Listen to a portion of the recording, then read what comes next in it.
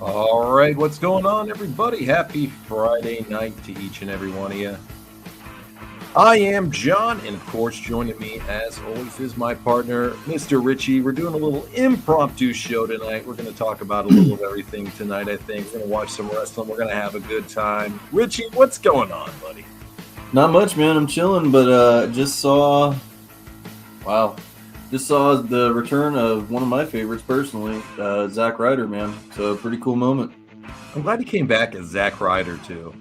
Yeah, it makes more sense. The Matt Cardona thing's cool and everything like that, but if you don't bring him back as Zack Ryder at least the first time, then you're going to lose the pop to begin with. Yeah, I'm glad for him, man. He's a guy that's worked really, really hard throughout the years, and it's good to see him get some opportunities to come back. And he looks like he's been killing it on the indie scene for the last 5, 6, 7 years or something like that now. So, yeah, listen, he's in great shape too. Yeah, he looks good, man. He looks real good. He looks like $1 million actually right now. And he just got pinned by LA Knight. Yeah, but hey, he still looked good. Still looked good. He wasn't going to win that. Let's be realistic. He hit the Rough Rider. It was pretty good. Yeah, but he wasn't going to beat LA Knight. I think LA Knight's probably going to be the one that takes it, I think. Hopefully. Yeah, we'll see. We were just talking off the air. Yeah, we were just talking off the air about that, about, just why they overlook him for whatever reason. It's like they don't give a shit about this guy, and the fans just love LA Knight. And right. I just don't understand why they don't give this guy the shine that he really deserves. But they could, man. He's one of those that they can make a megastar out of, but they just won't for some reason. Yeah, I don't get it. I really don't. I mean, he's got the look. He can work good in the ring. He's a great He's got talker. the attitude, too. Yeah, 100%. I've actually been watching SmackDown tonight so far, and you've been watching with me for a little bit before we started this tonight. And I don't know. Sami Zayn, the bums that came out and helped him, and they're having a 5-on-5 Survivor Series elimination match next week against the, what do they call me, NFT or some shit. Solo's group. Like that. Yeah, the bums. So you love Sami Zayn. He's your favorite, bro. No, man. He looks like an extra from Roseanne or something like that. Like Sami Zayn is just the drizzling shits. And then we finally get the triumphant return of Matt Cardona, and what plays on the commercial? Fucking Natty Night Fart. She's on the new Cody Rhodes episode of what do you want to talk about? She had more Botox than fucking a pig with its blood. Like, horrible, dude. Just horrid. Everything about her is horrid. Oh my god, the botulism in that face is just horrible. Come on, bro. She's your favorite. No. She's your all-time favorite female worker of all time, Miss Natty Neidhart. No, definitely not. Yeah, her, and then it panned to Stephanie McMahon, and my god. Ooh. Man, she's looking rough these days, bro. Age has not been kind to her. No, she's doing her thing, she's man. Letting it go. Yeah, she did not look good in that clip. She looks like she could belong on a Jerry Springer episode. You think so? Dude, she looks bad. We gonna get Big Steve out there? Dude, Steve Wilkos for sure. Her and Triple H. You are not the father. Steve to the rescue. Yeah, Maury Povich. My God, I remember watching all that Jerry Springer shit back in the day, bro. Right. God. Yeah, we were just talking about it, Jeremy, about Zach coming back. We got SmackDown on in the background. We'll put it on actually here in a minute. We're not going to put the stream on, but we'll put some audio on for in a few minutes. But we're here Friday night. Richie said to me tonight, he said, "Hey, you want to do a show?" I said, "Sure, let's fuck it, man. Let's just do, whatever." We might watch Saturday night. We might just shoot the shit here for a while and just watch some SmackDown till the end and then just shoot the shit for a while. But, we'll see where the night takes us. It's Friday night. It's a relax night. It's not our normal stream night. So we're just here to have a good time. So maybe we get to some WCW Saturday Night later. Maybe we just hang out tonight. We'll see. I don't know. But how you doing, man? How's your week been? Doing good, brother. Getting ready for inventory coming up here. Getting ready for Thanksgiving. Hopefully all you out here in wrestling land listening to this show, hopefully you guys got your Thanksgiving dinners and you're ready to sit down with your family and have the most important time, which is, quality family time and stuff like that. So I'm excited, dude. Thanksgiving's one of my favorites next to Christmas. And so we're going to have a good time, eat some food, watch some football, and enjoy the family. What about you? Well, my mom is really sick this year, so she's been really laid up for the last 3 weeks and hasn't been doing too well. So this year for Thanksgiving, what we're gonna do, because my mom has just not been feeling well, is my dad and I are going to do all the cooking for Thanksgiving this year. So I'm going to do the turkey and the pies and, some of the sides. My dad's going to take care of the rest of the sides and some other desserts and things like that. Things like we're just going to split it up to make it easy on everybody this year, with mom and stuff. And I used to cook dinner all the time before I moved back up here for everybody. So I haven't done it in years for Thanksgiving. So I'm looking forward to helping out, and it's nice because mom does it every year for everybody. So do y'all deep fry it? Do you spatchcock it? What do you do? We just put it in the oven, bro. Go from there. We Nice. just put it in the oven. I love deep fried turkey, but that shit is dangerous, bro. Yeah. Me and my wife, Jeremy, we make our turkey. There's a certain mixture we put in it. We put oranges and tangerines and stuff like that on the inside of it, stuff it, and it comes out really good and tender and delicious, man. So nice and juicy, right? How do you guys do your turkey at your house? Throw out how you do your turkey out there. Yeah. I love deep fried turkey. It's just so dangerous to cook when you do it. You got to have two people to lower that bastard in. Yeah, and if you don't dip it in just right, man, that thing can just overflow and blow up. And there's a lot of deep fried turkey fires every year, wouldn't you say? Yeah, I would say so. But as long as you're cautious with it, like if you have two people lowering it in really slowly, you should be okay. The other way that people do it now is called spatchcock, I guess, where you cut it in half and you put it on the fucking grill. Yeah, I don't like it like that. I've never had it that way. No, I'm good. I like it the conventional way. Yeah. Like you said, stuff it with whatever you like, put whatever goodies you like in there. Some people don't like it stuffed too. Whatever jam you like. I like the conventional way. I love the smell of the turkey that's just cooking all day. You get it because of course you got to get up early to throw that motherfucker in. Yeah, you do. And then when you eat that shit, man, you pass out right after. It's the best sleep of your life. Oh, it's always good, man. Because get a couple of pieces of pie afterwards, man. Woo! Yeah, ice cream. Like a light. My dad makes this delicious dessert every year. You ever had Bananas Foster before? Oh, yeah. Yeah, my dad makes a homemade version of it. So fucking good, but it's so fucking bad for you, too. Dude, I make a cornbread casserole that fucking knocks your goddamn socks off. I'll tell you that. See, I could deal with that, too. A little cornbread, man. See, you're making me want some Thanksgiving already. Oh, dude, I'm telling you. It's a good holiday. You guys will get some pictures of our dinners and stuff like that. Let's see. Jeremy says Dad does baked turkey, but my wife's aunt's house is the main one. 2 fried turkeys, regular and Cajun, smoked ham, and roasted duck. Well, there you go. Dude. Roasted duck. I've never had that. Roasted duck is good. Is it? It's a greasy meat though. Very, very greasy. Chewy? But I wouldn't say it's chewy. It's a different texture and a different flavor. It's not for everybody. It's a very rich flavor to it with duck. If you ever eat it, they make this stuff called turducken. You ever seen turducken? Mm-mm. So they cut the turkey and they gut it. They gut the turkey out, and then they bake in the inside of the turkey. They deep fry it with a duck in the inside of it. Nice. So it's called turducken, and then they stick it in. They deep fry it. Boom, there you go. Oh yeah. Never had it, but it looks really fucking good. So yeah, I like duck. Duck's pretty good. It's like I said, it's an acquired taste, but I'll eat just about anything, man. So. There's nothing I won't really try. Just not a seafood guy. That's all. I'm not. You don't like seafood at all? Fuck no. Really? And I've tried it, and I made the biggest mistake when I tried it was I had calamari the first time. You didn't like calamari? Oh my god. What? I spit it right the fuck out. Was it too chewy for you? Or the texture? It was just fucking. It was a mind fuck, dude. I don't think I did just. Bro, hanging out with me. I like seafood, bro. I can't believe you don't like good calamari. Looks like we're eating at Popeyes when we hang out, brother. That's all right.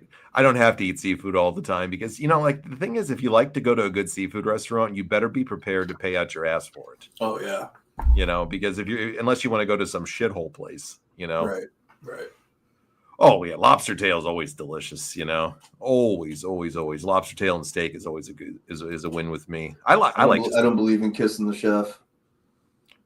Well, you are the chef usually, right? Yeah. So they should be giving you the love. Yeah. I make a mean fucking steak, man. We all ever hang out and fucking and shit like that, and I got a grill near me. I'll grill you some steaks. It'll change your life. How do you eat your steak? Which way? Which way do I eat it? Yeah, what temperature?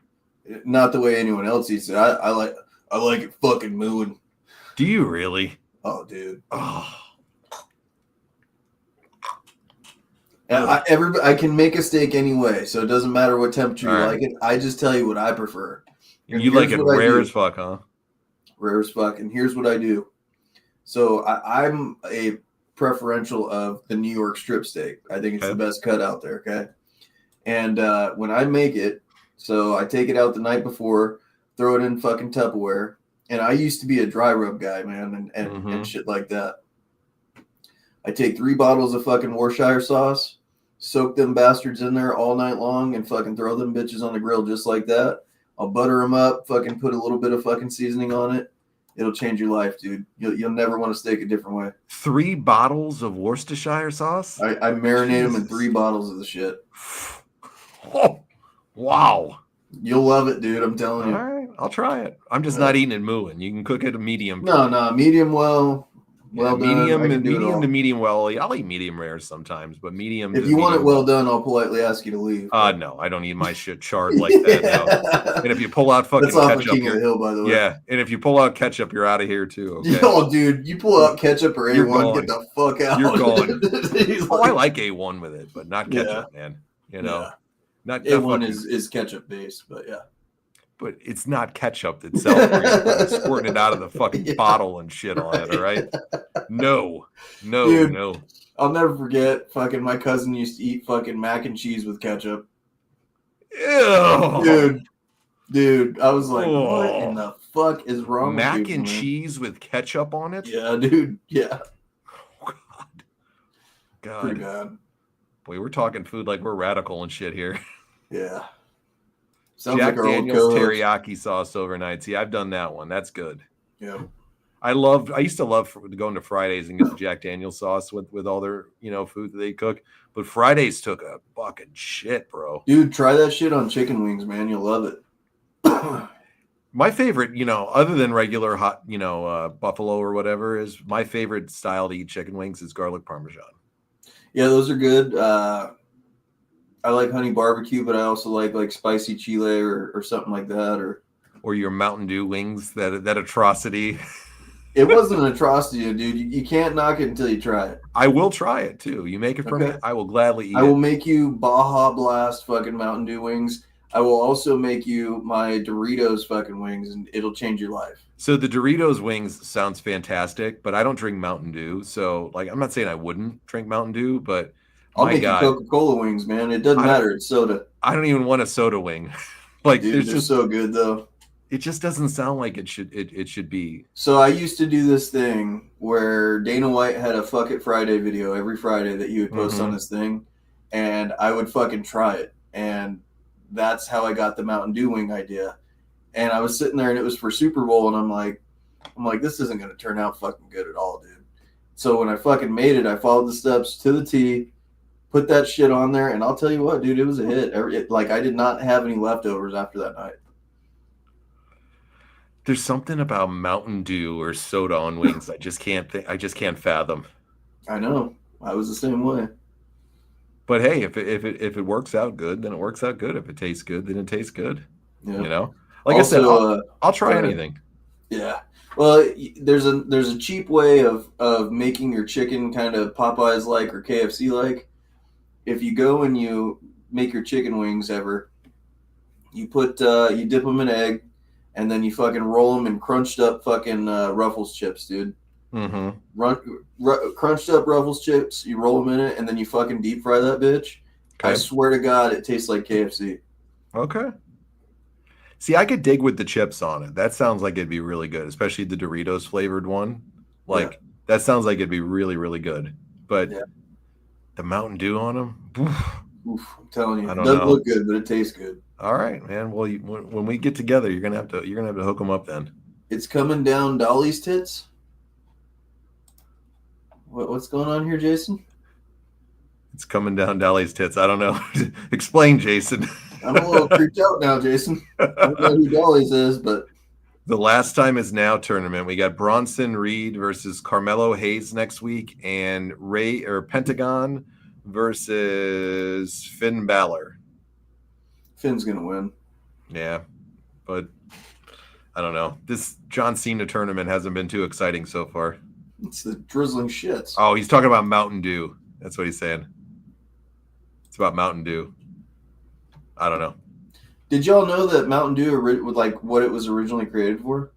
Wasn't it for like the sperm count or something? No, Mountain Dew was created strictly for a whiskey mixture. Okay. That was the joke. Remember the guy who would sit on the fucking porch with the distillery? Yeah, the moonshiners. That was the old logo. Yeah, the moonshiner. Yeah, it was made for a mixture of whiskey. Interesting. Yeah. Have you ever had a Mountain Dew in a glass bottle? Oh, yeah, yeah. I had one for the first time over the summer. Like I said, I don't drink Mountain Dew, but I saw it. I'd never seen one in a glass bottle before. So I was in the Philippines, of all places, grabbed a Mountain Dew in a glass bottle, and I got to say, everything in a glass bottle for a soda tastes better. The Mexican sodas, so you get Sprite and Coca-Cola from there? Because you got the real sugar in there. Yeah. Yeah. That's the real Coke the way. Right there, bro. Yeah, and it's so fucking bad for you. It's all right. But it's good. Yeah. It's good, though. Man. It is. Well, we've been talking about food for about 20 minutes now. I know. And we sound like our old co-hosts. Yeah, well, we're not radical like that with it. We're just having a good little conversation here. I'll put on the stream. Nice window in time, ain't it? Yeah, it is. I'll put on the stream here in a minute. Yeah, a little bit of audio here. We'll watch the end of SmackDown. We got Cody Rhodes versus Big Bronson Reed. So I'll put a little. Oh, I'm going to take it off real fast. There we go. And I'll put a little audio on in the background. So we'll watch a little SmackDown to end the show with you guys. Yeah, the Coca-Cola from Mexico is the best for sure. Yeah. Is it just me? Are you ready for this Cena shit to end? I'm ready for it, dude. I want to see who they're going to put over. And, you know, I'm still disgusted with them for doing what they did to Dominic Mysterio. I think that was a big mistake. Dirty Dom got fucked.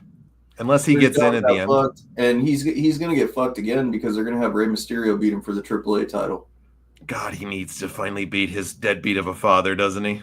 Well, I think what they're trying to set up is he'll lose it at the next AAA pay-per-view probably. And then I think he'll beat him at Mania and then Rey retires. That's what I think. I hope so. It's time for that deadbeat to go. Yeah. This new Running Man movie. They got bigger plans with Dominic Mysterio. I don't think they want to make him a AAA act. No, he's not going to be. They were just trying to get some belts on him and stuff. The previews for that new Running Man movie, it looks horrible. Who's even in it? Glenn Powell is the new main character. Oh. So he's the guy from Twister. I don't even remember the original Running Man. Oh, it's with Arnold, bro. Oh, it was that movie. Okay. Yeah. Hello, cutie pie. Yeah, I remember. Looks like one of us is in deep trouble. You a big Schwarzenegger fan? I love Arnold Schwarzenegger. I love him as movies, Total Recall. I mean, yeah. I love him as a person too, man. The dude is a fucking. He's a good dude, man. He's made his mistakes like anybody else, but he's a straight shooter. He actually gives a shit about people. Yeah. You know, made his mistakes too, haven't we all? But I love Arnold. And he's got some of the best, funniest clips of all time. Is some Arnold clips, man. Kindergarten Cop is just one of my all-time favorite movies, too. It's so funny. Jingle All the Way is my guilty pleasure at Christmas. You got it, Jason. It had Richard Dawson in it, the Family Feud host. You got it, brother. Had Richard Dawson in it, too. He's the one that Arnold gets at the end. He's the host, for sure. You got it. I had never seen Running Man until a few years ago, and my buddy Daniel is just he's just always got great movies and shows and stuff, suggestions. He's like, he sends me a thing from the Running Man. I said, bro, I've never seen. He goes, you're a huge, Schwarzenegger mark. He's like, have you never seen Running Man? I said, no. He's like, go watch it tonight. And I rented it that night on Amazon or whatever. And it's such a good movie. You know what you need to, whose movies you need to go dig down a rabbit hole with is William Dafoe. Oh, one great actor. Fucking actors ever. Platoon, bro. Platoon. There was I can't remember the airplane movie. It was like Top Gun, but really old. It was in the 80s. He was really good in that. It was a Vietnam era movie. William Dafoe is like my guilty pleasure. Who could have forget, Boondock Saints? Yeah, he's one of my favorite movies. He's he's one of the all-time greats for sure. Yeah. I mean, he's a legend. First movie I ever saw with him was Platoon. My sister loved the movie. Yeah. I'm not a big End of Days fan. No, I'm not a big fan of it, Jeremy. I've seen it maybe once or twice through the years. Never really got into it. Maybe if I went back and watched it now, I'd like it a little bit more, but never really been a big End of Days, guy or anything like that. Arnold had some real duds too, of course, like any actor has who's been around a long period of time. But he's just had too many iconic ones for me through the years. Twins is one of my favorites too. There was a couple good ones. Like there was the zombie one that he was in where his kid got sick. I think they made that in like 2020 or 2019, something like that. That was a good one. There was another one where he was a sheriff and there was like a big conspiracy going on in his town where he was trying to get out the drugs and stuff like that. It reminded me of Walking Tall with The Rock, but it was with Arnold Schwarzenegger. Okay. Such a good movie, dude. You guys, you should go check that out. I definitely will. Damien, that's so silly that even you don't. I didn't like his show that he did on Netflix, Fubar. Never watched it. Yeah, I couldn't get into it. It wasn't that good. True Lies is a great movie too. Yeah. Eraser, good movie. Yeah, I haven't seen that in years, but Eraser was a good movie too. What do you think of this new Aleister Black and Selena Vega pairing? Do you like this, or is it just a cheap ripoff to you of Karrion Kross? I'm gonna be honest with you. I think it's a ripoff of Karrion Kross, but I haven't got to see much of it. I don't watch SmackDown.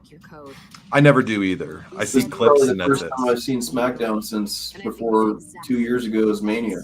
But enough about you. This is the most interesting Zelina Vega's been to me since I've seen her come out. She's horrendous usually. The Last Stand and Maggie. Yes, those are the ones, Jeremy. Thank you. Okay, Jeremy's like fucking Jamie from Joe Rogan, Yeah, he knows a lot of fucking shit. Jamie, pull that shit up. Jeremy, pull that shit up. He is like a fucking walking dictionary sometimes with wrestling facts and stuff too. Like you can spout something and be like, I think it was like at the Clash of like 90, and he'll be like, nope. Like 2 seconds later, he'll right back to it. He'll be like, actually, it's Clash of 1991, the August one from the Tennessee Civic Center in Chattanooga or some shit. He'll know it, bro. I envy people with that. Is this Aleister's entrance right here? Does he still have a cool one? No, this is Cody. Oh, this is you. Finish your story. Finish your story. Adrenaline in my soul. Here comes fucking Cody Rhodes. He comes out there. He gives that fake ass grin. Yeah. It's fucking horrible. You love him, bro. Come on. I like Cody Rhodes. I don't love him. I like him. I do too. I'm clowning on him right here. Cody Rhodes shirt, you faggot. Look at him. Boom. Look at him. No, I do like Cody. I don't think he's my favorite, but no, I've never pretended to be a massive fan. I hated him when he was in AEW for the most part. I just didn't like him. He's been really good to me since he came back. He booked himself in a corner in AEW. So I was thinking about that last week because I think we were talking about it on the show the other week. Do you think he did that intentionally to himself? No, I don't. I think he was talked into it. You think Tony talked him into it? I think Tony talked him into it, and I think Tony was kind of like, listen, you can't be the champion because then people are going to talk shit to you. Tony's a mark, though, bro. He's a mark. I think Cody Rhodes got talked into it by a group of people, and I think once he realized he was never going to have that moment to honor his dad and stuff like that and finally, be the guy, I think that was part of the reason why he departed. Another part of it is I think it was the money, but also I think it was Tony Khan was never supposed to be in creative. I don't think that was the blueprint. I think Cody Rhodes was supposed to handle the creative, filter it through the Bucks and Kenny Omega. That Tony was be the money mark. What's that? Tony was the money mark. That's what he was supposed to be. The money mark, and I think he was supposed to just be the investor and not creative. And once Tony got his feet in the door and started doing things like that, I think him and Cody clashed, and that was it. Yeah, I think that's definitely things that could happen. I think he booked himself into a corner intentionally, to be honest with you. Sometimes I think that. I think he saw that the writing was on the wall, and he knew that he was fucked right from the start over there because how they were going to view him if he would have put the title on himself. So I think it was his way of booking himself, out of that situation Well, a little bit. it's how Triple H was looked at when he did that with the Authority gimmick. Yeah, and that's why he didn't want to do it. Like that was like when Triple H did that, there was a different feel. Like that was legitimate hate from the crowd. It wasn't like, oh, this is just like Vince McMahon, storyline that's good. Like, no, people actually fucking hated that he did that. You know? I tell you, it all went downhill for them over there when Cody left, though. He was the vision. Yeah, it really was, man. I know that's kind of like for us when we kind of stopped watching it around that time frame. What's up, Laza? What's up, Laza? The last time I watched AEW was Sting's last match. Mm-hmm. We tried to watch it with the Is It That Good, but I was halfway watching. I wasn't invested. No, I don't think any of us were that invested then. I wanted to turn it off during that show. It was horrendous. Yeah, it was bad. Like, unpopular take, there's people that are like just raving about that blood and guts this week, like it was the greatest fucking thing in the world, that women's match. Like, I know it's not the for people who watched it, I guess. I know it's not the popular take, I guess, but I thought that shit was horrendous, like to watch. I don't want to see beautiful women savagely mutilating themselves on television for the pop of a few thousand sweaty fucking marks in the audience. I don't like to see women get hurt. I don't like to see them abused. I don't want to see any of that shit. I don't want to see them like bloody. that. Yeah. Have them wrestle. It's fun, okay? There's some great women competitors. I'll tell you this much. If wrestling ever goes to men versus women, it's going to be very hard for me to watch. I don't know. It's never going to. Unless you're in a mud show or whatever, it's not going to. Well, fucking Lucha Underground did it. And even that was hard to watch. But they did it right, though, from what I would assume. Were they savagely abusing the women on there or no? Pentagon Jr. did, yeah. Wow. All right, then. See, I'm not for that shit then, bro. Yeah. I'm not saying I wouldn't watch it because of that, but it's just not my jam. It's like, to me, I don't find anything enjoyable out of seeing a man abuse a woman like that on television, Or I don't see anything enticing about women mutilating each other on television either. Like, I don't want to see that. Well, that's what pissed me off about MMA. Like, they had that transgender guy competing. He was like an ex Green Beret or something like that. And he supposedly transitioned over and decided he was going to go fight women in not the octagon in the UFC, but the sideshow shit. Yeah. And he caved a girl's skull in, literally. Ugh. No. And I'm not for all that shit either. Nope. Yeah. Nope. There's a competitive disadvantage to that stuff. Oh yeah, naturally. Yeah. I don't want to see anybody hurt each other like that anyways. I mean, I love to watch combat sports more than just about anybody. I love that shit. But I just don't want to see women mutilating each other. It's just something about it for me. It's why I don't really get into the women fighting that much all the time, Some people are like diehard into the women fighters. I've never been diehard into any of them. I haven't been diehard into it, but there's ones that I've respected. Kat Zingano. Sure. Pioneers of it. Yeah, a few different ones. Cyborg was a hell of a fighter. I've lost all respect for Ronda Rousey. Yeah, she's an insufferable, what? Yeah. She's just a horrendous human being.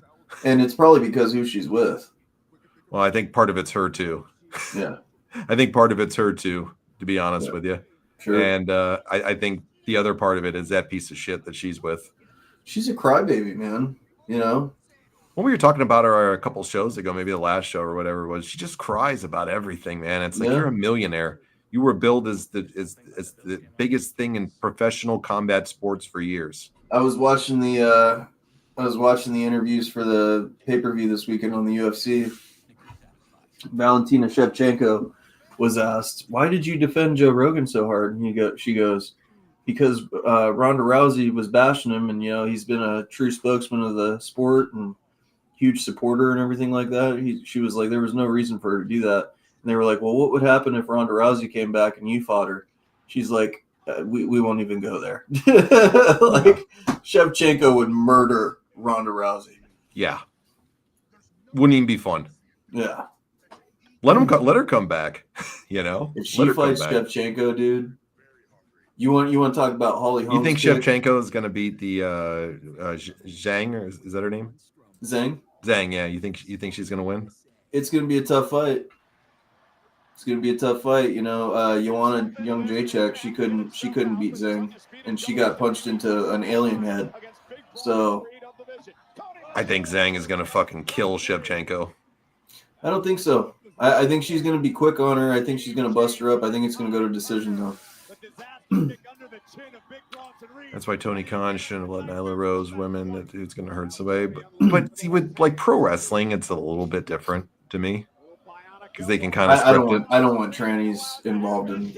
I'm not into it either. But I'm just saying, I don't have that much of a problem with it because it's not real. They're not trying to fucking kill each other like they are in the octagon. Yeah, but that idiot has hurt people. Well, Nyla Rose has, yes, because she's horrendous.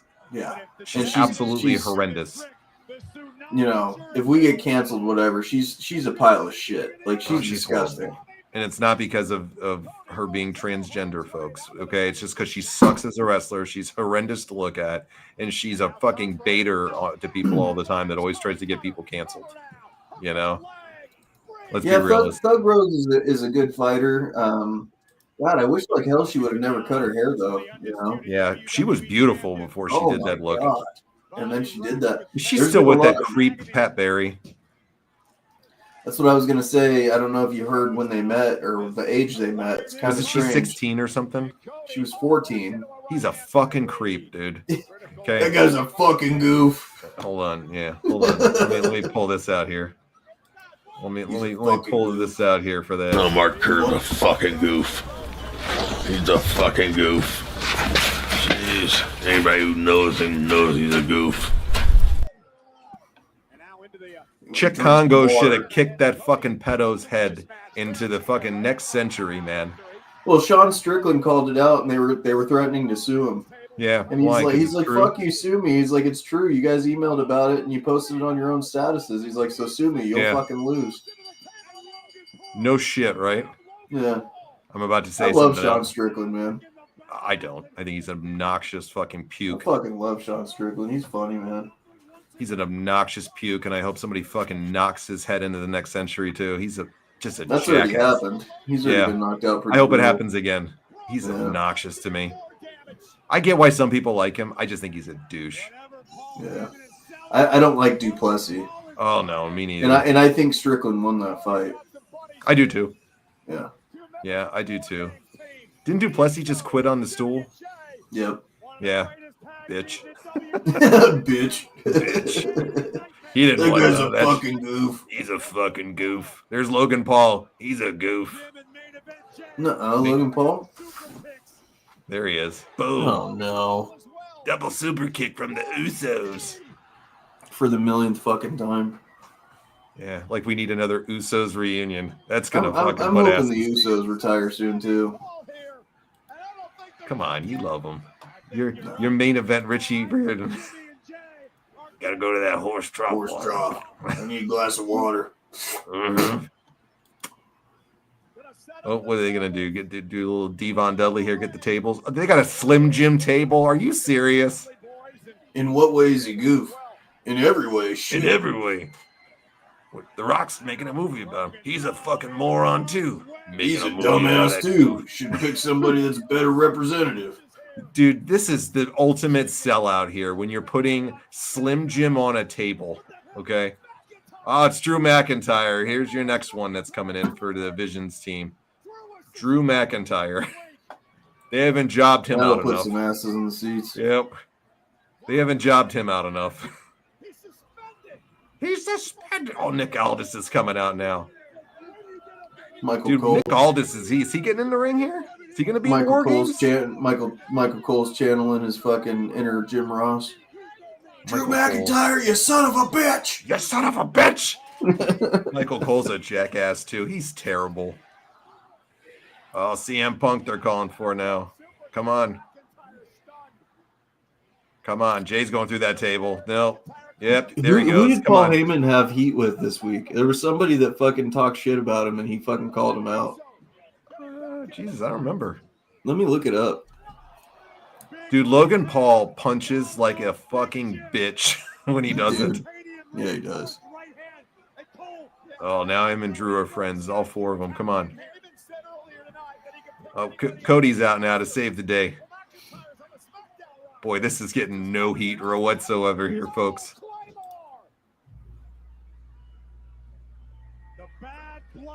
Uh-oh. We got Big Bronson Reed, Logan Paul, Braun Breaker, and Drew It was Braun McIntyre. Strowman. You didn't hear about that? No, I did not. Here, I'll tell you right God, I feel bad for Cody taking that big tsunami splash from that fat fuck Bronson Reed. Wow. That guy is such a pig, man. He really is. Even a singlet doesn't do him fucking anything. Just please stop. The Paul brothers are goofs. All right, so check this out. Oh, hold on. Paul's handing the contract over to Drew. Let's finish SmackDown here really quick, and then we'll read this. He's handing the big contract over now, and he's joining up with him. Drew looks like he straightened his hair. And that will end SmackDown, folks. All right, hit us with it. Okay, so Paul Heyman was basically saying, let's see. So Paul Heyman was basically saying, oh, heard myself there. Okay.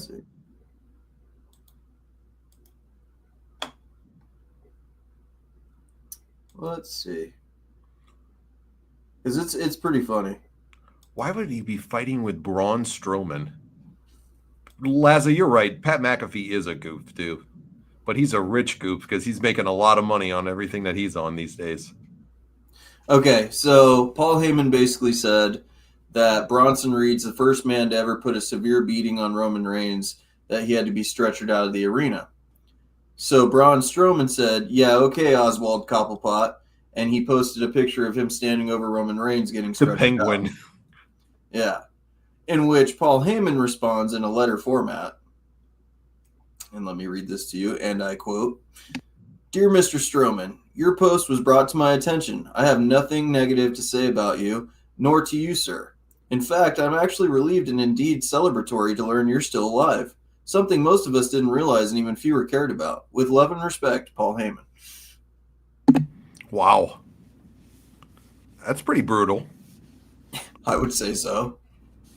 Well, considering Braun Strowman's cooking show got more people last week than AEW Dynamite and NXT, I think Braun's living pretty good for himself right now. He's, He made them look bad. Yeah, Paul might be shutting his mouth up a little bit because 700,000 people are watching this guy's fucking cooking show, and USA WWE was apparently trying to get his extra hour from his show slot that goes on right after SmackDown that's on right now.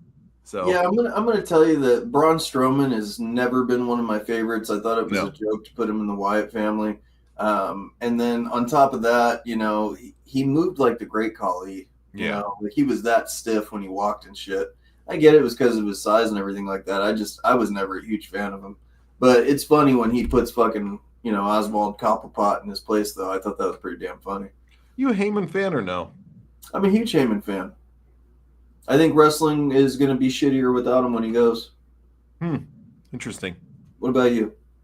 Never been. I mean, there's parts of his career I really liked. I mean, I've liked his stuff in ECW, of course. There was good moments over there. I really liked him with the Dangerous Alliance. That I remember. That's when I remember him at his earliest was like the Dangerous Alliance stuff. I thought some of his stuff when he came back to WWE and they were giving him focus when he was trying to groom the next people and stuff like that and bring the next stars out. I thought it was horrendous, and I thought it sucked and it was terrible. And he had a good run with Lesnar, of course, when Lesnar came back, and that was great for him. That was kind of a resurgence. I thought he was phenomenal with Roman Reigns. Right now, though, I haven't really enjoyed seeing him for the last couple of years. I don't really care about the Vision. I never cared about Seth Rollins. He helped out with the bloodline in a huge way. He did, for sure. He added a huge component. When he came back last year for Survivor Series to align that team, it was phenomenal. I thought the story they told with Seth Rollins up until after that point. Yeah. I thought him turning on Brock and turning on Punk in the same match. I mean, it was totally predictable. We said he was going to do it. But I thought it was good as well and told well. I didn't like the turn with Seth Rollins. I thought it was stupid. You didn't like when he low blowed CM Punk? No.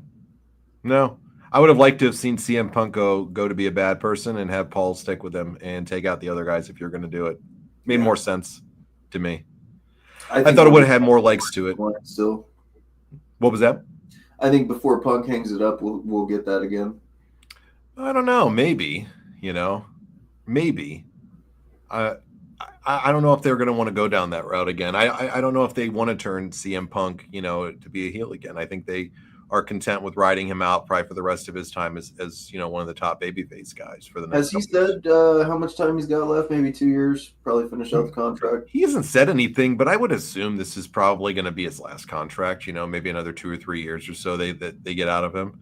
I don't see him as 43 or 44, right? Oh, he's older than that. He's in his late 40s right now. Really? Yeah. Let me give you his exact age. Hold on. CM Punk, what's his age? Let's find out. He is born in 1970, so he's 47 years old. Wow. Yep, 47 years old. So he's not Father Time's running out there. Yeah, unfortunately, that Father Time, gets us all. Waits for nobody.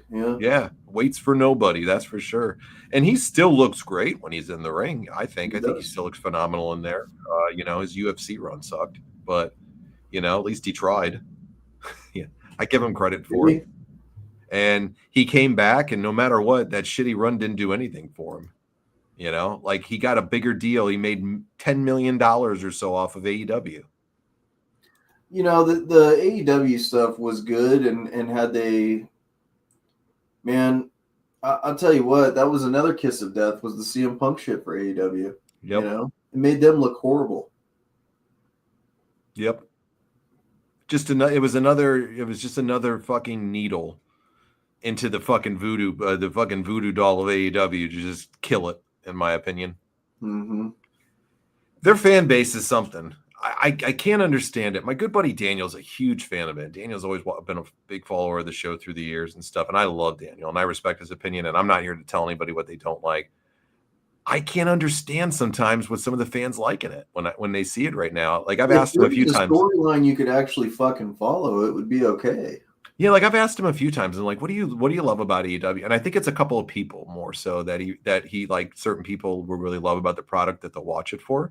But I know he really overly, loves the product too. He was at the Blood and Guts this last week in Greensboro, and he said it was awesome. He said it was a blast. He said the women's match was the best women's match he's ever seen, and he loved it. He's one of them. And like I said, who am I to tell people what they can and can't like? I just can't understand it. To me, I think it's the most boring product in the world to watch. The characters are ridiculous. Like nobody's believable in that company whatsoever, but maybe a couple of people. And it's just like Tony Khan's Playhouse. That's all it is, and it just doesn't match up to me. When it started by Tony Khan, and once that happened, it died. Yeah. When it started, it was fucking awesome in the beginning to me. It was really enjoyable to watch it, when they were building it and doing it. But it just didn't work to me. Spoiler for War Games, Randy Orton's the last member of Team Punk. Everyone leaves the cage, but Cody and Randy. Cody eats an RKO, and Randy locks the door and destroys him. See, I would love to see something like that. Yeah, Randy's got to get another title run. He's whenever he's the champion, it's always good shit, Him and Cody would be a real. I know they've done the match recently. I know they've kind of done it and peaked around, but they haven't really gone all the way out and done it. We need to see hardcore Randy Orton, the fucking legend killer, you know? The guy that wants his last run. I would be all about that for a WrestleMania main event. It's kind of a dangerous precedent right now for WWE because all of these guys at the same time are going to fucking hang it up, you know? And it's all their primetime people that they've leaned on for years and years and years. You got Roman Reigns, you got Brock Lesnar, you got AJ Styles, you got CM Punk, you got Randy Orton. Randy Orton saying he's going to go another 10 years. I don't think so. I don't think his back's going to hold up. Seth Rollins at some stage is going to have to retire with the injuries he's taken on. So, who do they have in the numbers that they need them to be to carry on the flag of WWE? I'm not seeing it. We were talking about that a few times, I think, too, as well over the weeks. I'm just not seeing a lot of people other than maybe a Bronson. Reed, or not Bronson Reed, Braun Breaker. Bronson Rechsteiner is his real name, Braun Breaker. Other than that, all these deals that they just made and all these people are leaving, Is it going to be the conglomerate it is to ask for that kind of coin? Mm-hmm. Are they going to be able to justify it and say, okay, you've lost all your big stars. Cena's retired. Randy Orton's retiring. AJ Styles is gone. CM Punk is gone. Where do you go? Who do you put it on? All they give a fuck about right now is appeasing the Saudi Arabians, man, and giving them what they But want. the Saudis are going to quit coming when you don't have the stars. I don't know. Those fucking idiots will keep coming. They'll keep coming and giving them money. They don't care. It's irrelevant to them. I don't think Dominic Mysterio can have the shine that lasts. You think he'd be a person for a year or two, and then it would kind of run out on him? Yeah. I He's could not see an that. Eddie Guerrero, man. No matter how much they try to force that, he's not Eddie Guerrero. But would Eddie Guerrero have been an Eddie Guerrero, and have that longevity, where people where we're talking about him to this day, if it wouldn't have been for him passing away so early? Do you think he would have been memorialized like he is now if he wouldn't have passed away so young? I think so. Okay. I think Chris Benoit would still be here had Eddie Guerrero not passed away too. Mm-hmm. Yeah, it's an interesting thing to think about. Eddie's one of my all-time favorites, you know that, and this isn't to diminish him in any way, but I think his passing away so young makes people memorialize him so much, and it's great because he deserves it. Because he was there was only one Eddie Guerrero, man. There was only one Latino Heat. He was amazing. I just think he had so much more left to give, and there was so much more that he could have done in this business. And I think he probably would have got maybe 3-4 more title runs before he had to hang it up. Easily. And he'd be the guy, I think, right now that's down there coaching them in NXT, Yep. and is leading these developmental forces. He's a guy that could have been somebody I could have seen over in an AEW too when it first started, kind of leading the charge over there a little bit. Somebody that they would have looked at behind the scenes. Could you imagine if he was alive during this AAA deal that they announced? He'd be the main star, bro. Mm-hmm. That's why, like I say, his status is definitely worth it, but it's because I think people blow him up because he was still so young when he went. He was only 38 years old. There was so much more to him. That's kind of crazy to think about. He was 38, so that's 4 years older than me that Eddie Guerrero died. Yep, 38. 38 years old. It just shows you how hard he wrote it, though. You know what I mean? He destroyed himself. Yeah, I mean, he just like so many of those guys did, and he lived a rough life with drugs and alcohol. And things like that. 100%. Yeah, I think Braun Breaker has it, but it's all fine if you have one star, and you're trying to build one guy up, but who the fuck else is going to carry the torch with him? You got to have a good bad guy to have a good guy. You know what I mean? And if you make Braun Breaker the bad guy, you got to have a good face too. The legendary run that was Hulk Hogan in the NWO wouldn't been as legendary without Sting. You always got to have a few players in there. It can't just be two people. Can't. And that's what plagued WCW in the 2000 era is you didn't have enough of the big stars because they were literally they're doing the same thing they're doing now. They purged all the old talent that brought them to the dance. Yep. And then they started to focus on guys like Chuck Palumbo and Sean O'Hare and all these fucking guys that had no business being in the main event yet. Yeah, they needed time to get seasoned.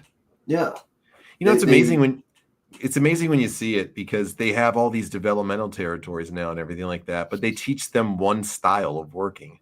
And they're not doing shit with them. Yeah. They're bringing them up to the main roster for most of them, and they're making them fucking bums.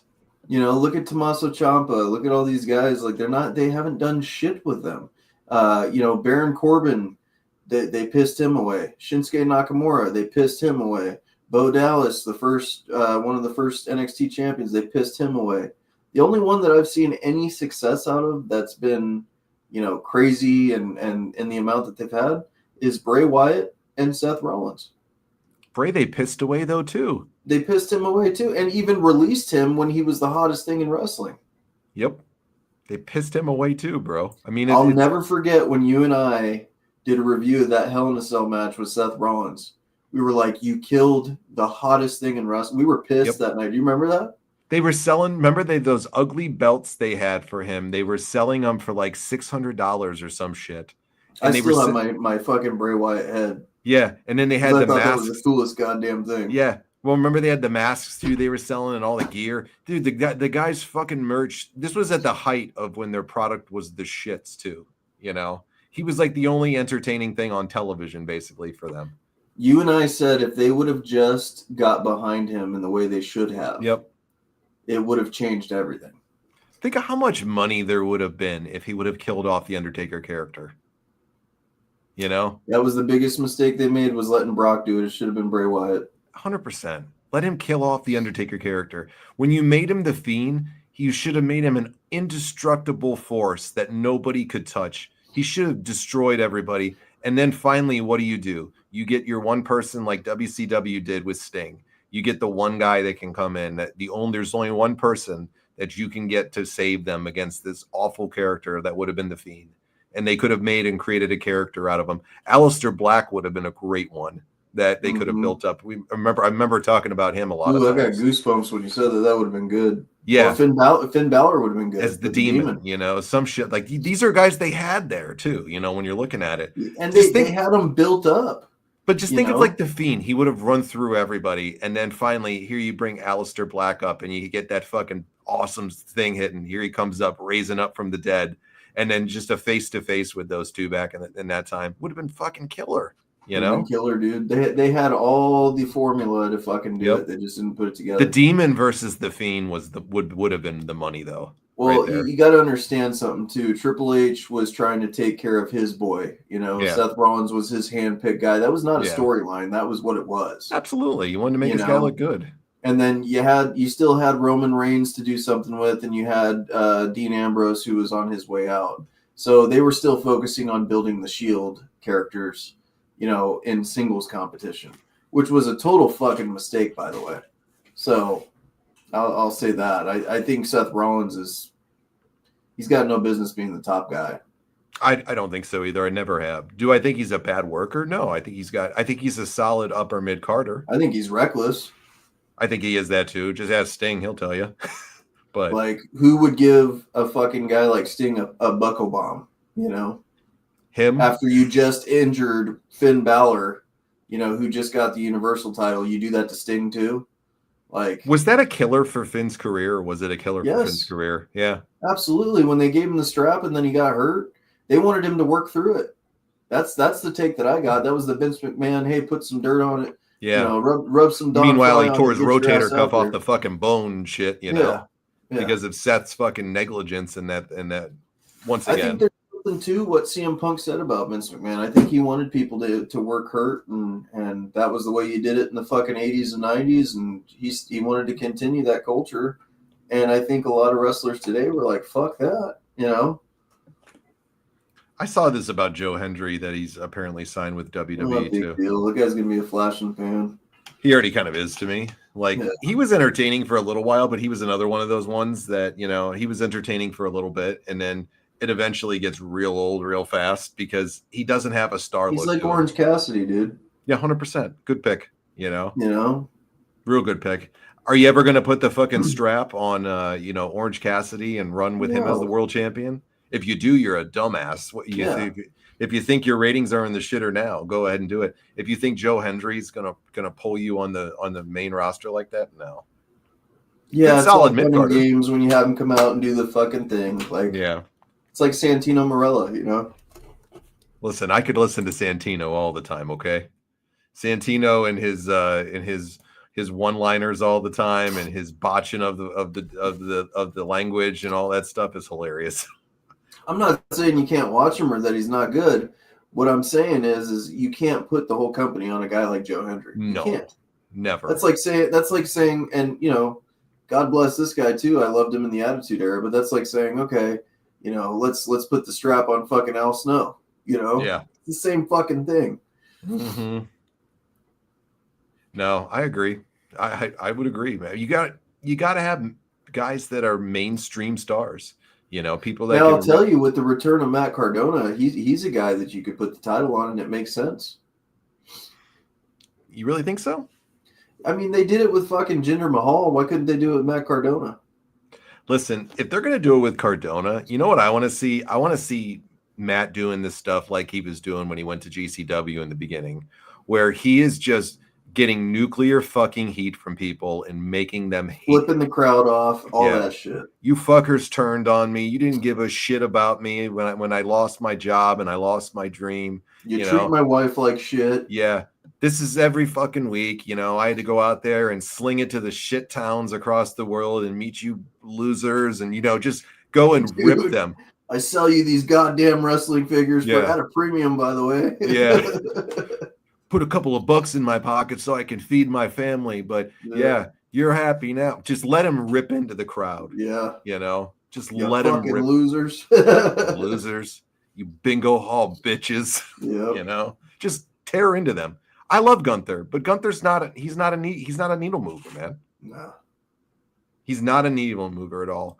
I'd love to see a feud with Cardona and Rhodes. There's That a would be a story good one. there. There is a Aren't they like story. best friends in real life? They're not best friends, but they're close. Yeah. Yeah. I wouldn't mind seeing it. But LA Knight's a guy that I think that can carry, WWE. I do. But he's Not too for the- old. That's what I was gonna say. Not for the long Yeah. term, but at least bridge the gap and have him rub off on some other people. Yeah. I mean, he's getting too old. I mean, Cody's getting up there now too. So I'm not saying that they're They said done that right. this is Cody's last contract as well. You know, I see Cody being a guy that's going to try to run for political office one day. Ew. I see it, bro. I really do. I think he's the type of guy that's going to run for a political office one day down wherever he lives in Georgia. You know, he plays. Let's be realistic, bro. He is a squeaky clean dude for the most part. You don't hear bad shit about this guy, right? You know, I mean, he's married to that toxic, you know what, Brandy. But other than that, you don't hear anything bad about this guy.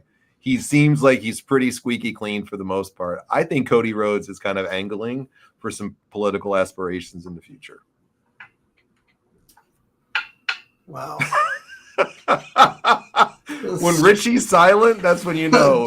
I don't even want to think of that. Think of him coming out for his campaign. Adrenaline in your soul. Oh, the Here whole comes crowd goes, fucking Cody Rhodes running for Rhodes. president. Cody Rhodes, Trump. Yeah. Listen, if Donald fucking Trump can win office, Cody Rhodes can get up there and win office too. Let's be realistic. No. Come on. I'm gonna pull the Dana White. Let's pump the brakes. Let's pump the brakes on that one. Come on. You don't want Cody Rhodes with Brandy running as his running mate as the VP. Oh. No, it'd be his fucking dog, dude. Is Pharaoh still kicking? Yeah, Pharaoh's still out Okay. there.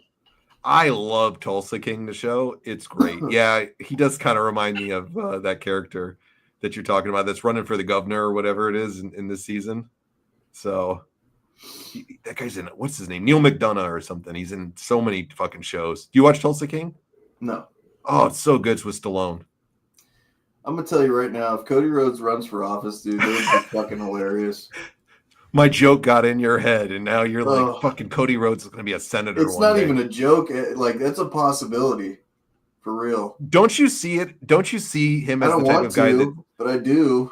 Don't you now? When you think No, I about don't it, wanna. I know. I'm tired of all these assholes, dude. Could it To be honest worse? with you, I would be complete. It's funny to me how we had like almost 60 days of a government shutdown. I think it was like 42 days or something. 41 like that. days. 41 days. And you and I didn't notice shit, did we? No, I mean, I would have been cool had they kept the lights off for good. I didn't notice You anything. I still went to like- work every day. I mean, I was fine. Yeah. Maybe some others weren't, but no, I didn't notice the difference. I mean, that speaks volumes right there to me. So, Dude, I could totally see him, like I said, going for office. he's gonna wear his wrestling coat. You know that for sure. Oh, Like, he's gonna come out and just fucking. he's gonna come out and do the Cody. fucking State of the Union and his Okay, fucking here's a skull question. mask and shit. Here's a question for you, though. All right, this is a serious question. Does he bleach his hair when he comes out, or does he go heel Cody Rhodes where he goes all brown? He's got to go heel Cody Rhodes, or he's Yeah. not a good president, dude. Yeah. Now, see, if he runs for lower offices first, he goes out with the brown originally just to get in. When he wants to really go for president one day, then he goes blonde. He reincarnates Pharaoh to come back out with him. Wait till they find him in the Epstein files, Dude, double A Arn Anderson's going to be the Secretary of War. dude. Strawberry jam, but my Glock don't. Difference between me and you, Cody, Mr. President Rhodes, is you will talk to the enemy. I'll pull out a gun and blow their goddamn fucking brains out right on CNN. What did Arn Anderson say about that? Do you remember that? With what he pulled the Glock out and blow their brains out? Yeah, he said it right on television like that. What did he say? He goes to Cody, he goes, the difference between me and you is, he goes, you're not a killer. He goes, somebody comes to your car. He says, you pull out your hands and say, please, sir, don't shoot me. He goes, me, they pull their gun out on me. He goes, I pull out my Glock. He goes, and I take it and put it right to their head, and I blow their brains out right there. Bam! I remember that shit. Hold on. Let me find the Glock Anderson one. Let's find Glock Anderson. Dude, our background of our show needs to change. It's got to be Don Fry with a fucking BAR. All right, here we go. Hold on. I can play this, and I don't care. If they copyright me, they can go fuck themselves. So we might get kicked off of Facebook, so hop over on YouTube, guys. Yeah, if we get booted here, it's only 35 seconds long. If we get booted, just go over to YouTube. Play the 30-second rule. All right, it's only 30 some odd seconds, so we should be good. They hit me on an under 30-second one anyways a couple weeks ago, Rich. Oh shit. They'll hit me if they want to hit me, they're gonna hit me. So I don't know. John Best here puts it up on his thing, so let's see. We boost every college football Saturday. So how do we spread the word? I got it. We boost our bus with rock. Skip. There's two big differences between you and I, Cody. You pull up to a red light, a man jerks your door, says, out of the car, I'm taking your car. You say, okay, take it. He just called him a bitch. Yep. Just don't hurt me. You know what I do? I pull out the Glock and spill his brains all over the concrete. Cody's like, okay, Call man, an go. ambulance! Call an ambulance! But not for me. That's pretty funny, dude. Did we get kicked off the live? No, I think we're good. Okay. We're good. That's pretty fucking hilarious, dude. I'm not gonna lie. I remember when that Arn first Anderson happened, should the be memes off of that were fucking hilarious. There's a rap song to it. Is there? Yeah, let me see if I can find it. Let's see. There was a rap song that was created to it. People just had so much fun with it, man. Cody Rhodes is a fucking goof. He's a fucking goof. I just love it when he just calls him a fucking bitch there. He called him a pussy in the middle of the ring. 100%. You're gonna give your car up and say, yes, sir. Oh fuck. Arn Anderson's a dick. No wonder why Cody Rhodes dumped his ass. Hold on. It's called Thug Anderson. It's a tribute video. Let's see if this is the one. Maybe we'll get to WCW Saturday Night tonight. I don't know. There's two big differences between you and I, Cody. You pull up to a red light, a man jerks your door open, says, out of the car, I'm taking your car. You say, okay, take it. Just don't hurt me. You know what I do? I pull out the Glock, put it on his forehead, and spill his brains all over the concrete. God bless him. I'm Arn Anderson, and all that implies. And I'll be damned if I'm going to coach a loser. No way. No way. It's like the New Jack entrance song. Yep. If you say something, and then you back it up with action. Arn Anderson's the shit. He is, dude. Him and Jake Roberts, best DDTs. Yep. Best spine buster of all time. You a fan of Thug Anderson? Oh yeah, dude. Dude, Go ahead.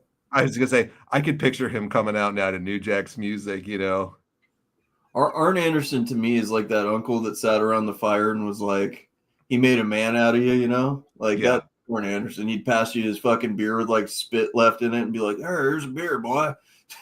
I love that line too, Jeremy. 100%. When I'm Arn Anderson, and I ain't gonna manage a loser. Yeah, I love that line with him, man. And then, like you said, in front of his wife, it made it even worse. Why has nobody else picked up on using Arn Anderson as a fucking manager since his AEW run? You broke up there. What'd you say? Why has nobody used him as a manager since AEW? I just don't Arn understand. Anderson? Yeah. He's over the hill, man. I mean, there's not much more he can do. He's done it all. They tried it with the Cody Rhodes thing, and that's a wrap for him, you know. I liked him with Cody Rhodes, didn't you? I loved him with Cody Rhodes. I think it was a great pairing. When they started doing the fucking Team Nightmare shit, that's when it got obnoxious. Yeah, I didn't like that They shit. had that either. goof that ate the fucking apple. What the fuck was his name? Oh, QT Marshall. QT Marshall. They had fucking, Brandy in it, and then she did the Nightmare, whatever the fuck, with the goofballs. The Nightmare Collective. I remember. Yeah, that. Nightmare Luther. Collective. Good God. Oh, it's horrendous. Listen, if he wants to win political office one day, the fucking first thing he needs to do is to keep her away from everything. She is one of the most unlikable people to me. Just there's something about You're gonna her. Natty Neidhart her, huh? She's right up there to me with her personality as Natty Neidhart. Yeah. She is just up. And you know what, man? Like Yeah. you could just tell she's mean. She's mean. She's the type that just bitches about everything around the house. Yep. Like, do you get that vibe from Brandy too? I get the vibe that she tries to control everything. Mm-hmm. Yeah. I think Arn has managed his son Brock on the Indies. Yeah, and I think he's done it a few times. I've seen, I think Brock's in MLW now or something like that. I don't really see anything special with his son. Do you? I've never seen him. He was on AEW for a while. He had a cup of coffee over there in AEW, and then he's been honing his craft on the Indies, and I think he's in MLW now, if I remember. So, just watch. Excuse me, the old New Jack match where he faced Mike Sanders. Is that average Mike Sanders? Yeah. You're talking about? What did you think about him? That's a name we've never talked about on the show here. Average Mike Sanders. Yeah. He was average. Yeah. He didn't fit with the Thrillers, in my opinion, in WCW. No. They had all had great looks and looked fantastic, and then he was just looked like shit. Yeah, 100%. I wonder whatever happened to that guy. I don't know. He's gone the way of Bobby Walker. He just disappeared. Bro, you know what I found the other night? Please tell me you found Bobby Walker. Oh, no, I still can't find Bobby, but I did find something else with Bobby, though. Okay? I haven't located him. I found a bunch. There's like a YouTube account with like all of his matches from WCW. No way. Yep. I bet you it's him. It's got to be him under a cover-up of some sorts. What's the name of the account? I'll find it again later. I have it saved under my other account. So we got to do a Bobby Walker watch along. Bro, I think there was like 52 matches on it. I think we're the only wrestling podcast that's ever brought up Bobby Walker. If he doesn't come on our show and do a fucking interview. Do you think he's alive, bro? I'm going to be real with you. Probably not. I hope he is, man. Come on. If he worked in the indie scene and he's probably in one of those crash videos. His last match was probably one of those crash videos where somebody jumped off like a 50-foot thing into glass and shit. It's probably Bobby Walker's ending right there. If he's out there somewhere, Let me ask Google here if Bobby Walker's still alive. Ask ChatGPT. Oh yeah, even better. ChatGPT will tell you in seconds. His hard work, Bobby Walker. Where is he? Find him for us, okay? Yeah. He did have decent mic skills, Laza. I'll give you that. I forgot he was a commissioner. Bobby Walker? No, Mike Sanders, average Mike Sanders. He did have decent mic skills. I remember that.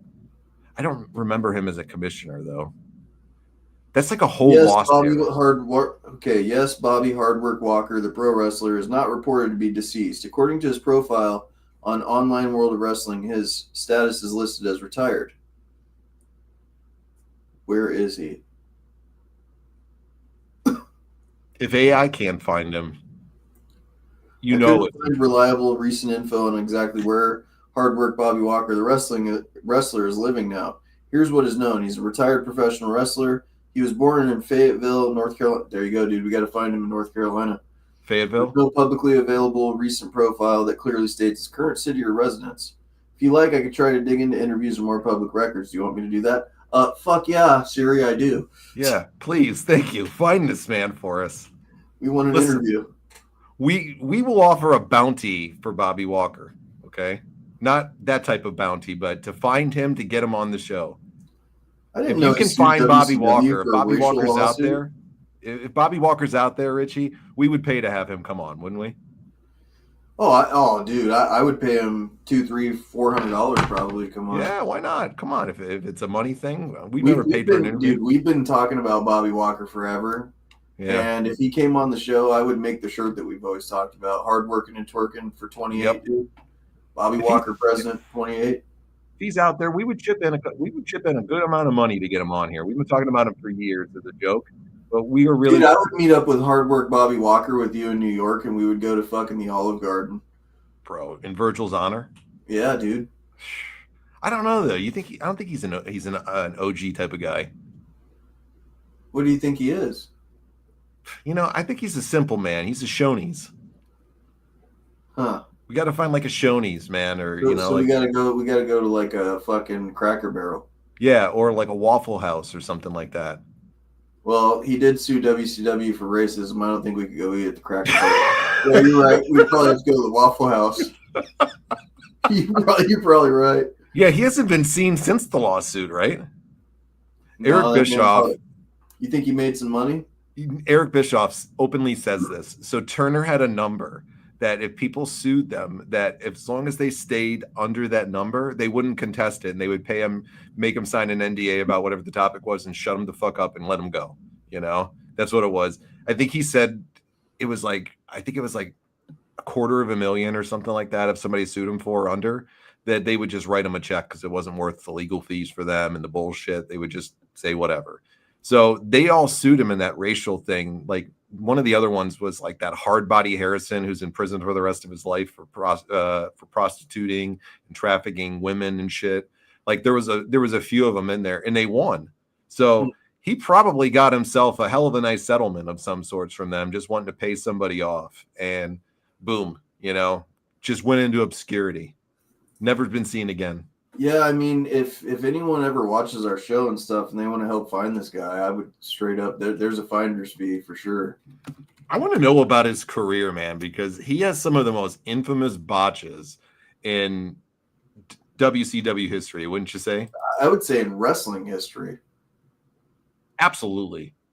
He definitely is one of the ones that has some of the best He's botches. a legend for all the wrong reasons, Always did that fucking one move where he would try to springboard on and do the Undertaker walk, and he could never do it. Never. I think it was like Ric Flair going to the top rope. He never fucking landed that. Did you say the Gigolo Jimmy Del Rey? Is that what you just said, Jeremy? Well, if you want to see the Gigolo, here you go, buddy. Dude, look at Jimmy dance, bro. Look at this guy. If that guy didn't get turned in the fucking 80s, I don't know what to tell you. This guy was the Poon King. Look at the moves of the Gigolo, okay? He's like the guy that plays the Starr on fucking... Look at the Gigolo dance, dude. Bro. Look at him. I'm about ready to do it myself. If that move did not score the ladies, I don't know what. You think Rob Francois can do that? No, I don't. He doesn't have the... Jesus, Gigolo's even miss a deep. Look at this guy. Hell yeah, dude. Get it. Dude, what a guy that Gigolo is, isn't he? That guy looks like fucking Jake Roberts and that fucking porn star Ron Jeremy had a baby. Doesn't he? Yes. That's fucked up, dude. Bro. I can't unsee that now. You cannot see the Gigolo ever. Like, when you close your eyes and you see them dots and shit like that. Gigolo doing his dance. It's fucked up. We just randomly, me and Chris through the years, just randomly had watched a show and he was on there. Jimmy Del Rey has a love child and he named him Rewind. That's a great one, Jeremy. That's a good one, man. Me and Chris found him on a show. Oh, Jesus. Here he is. Fucking bastard shows up. He's been waiting for his opportunity. Shalom, sir. Shalom, and a double shalom to you, Rabbi. Yeah, you wouldn't have liked SmackDown. Fucking Sami Zayn was on there. Oh, Jesus. No, but me and Chris were just watching like a Superstars episode one night, and I have so forgotten about the Heavenly Bodies through the years at this point. And then, boom, Richie, here comes Gigolo Jimmy Del Rey and Dr. Tom Pritchard coming out with Jim Cornette. And me and Chris we laughed our fucking asses off that night so much at the Gigolo dance. I'm that telling dude, you right now, Rabbi, there's no way in hell I missed you, but you're an acquired taste. he is. know? He's a good guy. For a guy who wears a frisbee on his head, you're okay. Rabbi's solid with me. He's all right. He's a solid with me. douchebag sometimes, but yeah, he's all right. Everybody is at some point. Yeah. You think the Rabbi's a fan? Rabbi, are you a fan of the Gigolo Jimmy Del Rey? Do you know how to do the Gigolo You better shuffle? be a fan of hardworking Bobby Walker and El Dandy, or you can get the fuck out. Bro. Rabbi's a fucking goof. He's a fucking goof. You don't like the Gigolo. Can you imagine the Gigolo Jimmy Del Rey? And Hanging out with Don Fry. dude, those two would have Don Fry would knock him the fuck out of him. No, bro. Come He'd on. murder him. Bro, Gigolo would pull some extra poon for Don and he would love him. Yeah. Oh, buddy, I got a treat for you right here. Hold on. Stand by, sir. I don't think we're gonna get to Saturday night tonight, but it's okay. I don't think so either. We're having too much fun just doing random shit here. Rabbi, I appreciate you watching on YouTube, by the way. Thank you. Let's see. Here we go, buddy. Just for you. A rookie. The rookie now. Hard working and twerking, baby. You can bet we'll be watching at the Great American. Here he goes. Uh-oh. When Brad Armstrong can't even make you look good. Let's see it again here. Come on. Almost did it. The only bad thing about a high-risk maneuver. Oh, Jesus. Tried to be the blockbuster and he killed him. 1, 2, 3, he got him. God. Wow. How did they allow him to beat Brad Armstrong? Oh. I didn't know Bobby Walker won a match in his career. He did, I guess. Fucking Did you curse is real, dude.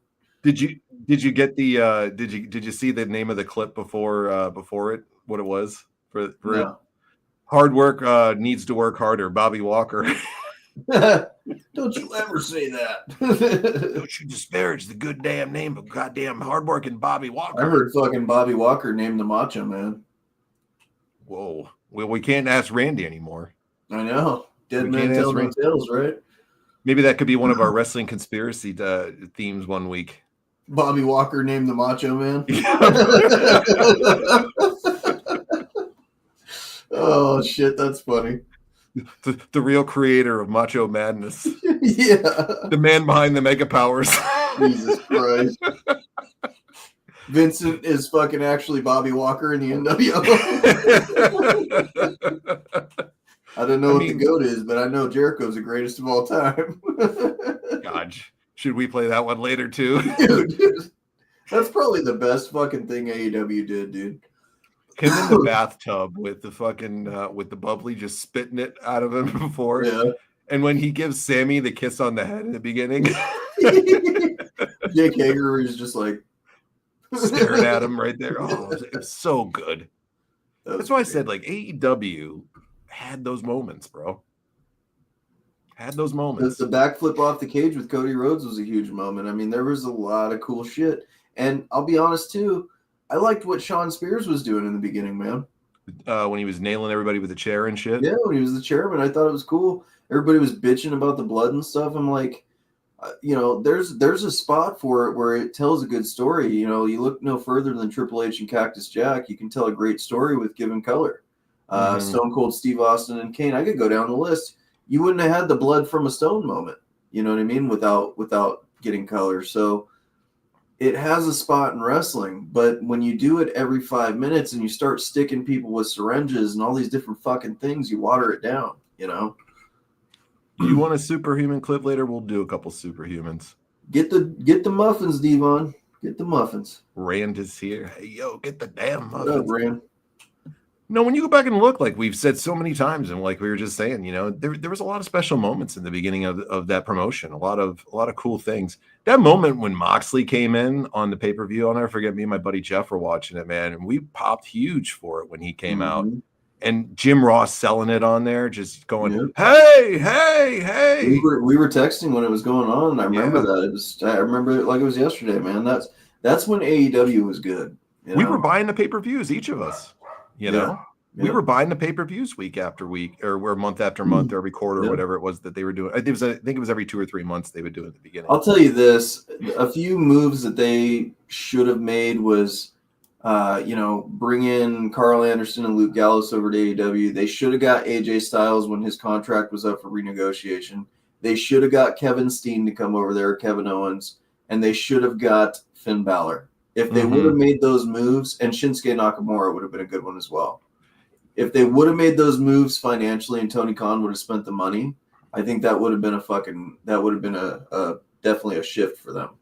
You want to know a thing that people don't really talk about enough is what I think is a huge reason to why AEW really started to go downhill and they really lost a lot of their momentum. And nobody ever talks about this, that COVID happened, bro. No audiences. Their product was super hot and doing all these interesting things. And then you got no live audience there. You got nobody. Right. Their product started to change up a lot at that point during COVID, man. And they never, to me, after it really ended, they never really got their footing back from what they started off with. And, there's a million other reasons like we've talked about time after time.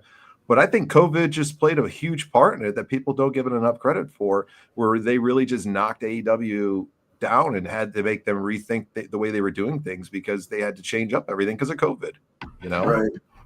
If COVID did not happen, AEW would have been crazy. I agree. I think that took a lot of their momentum away.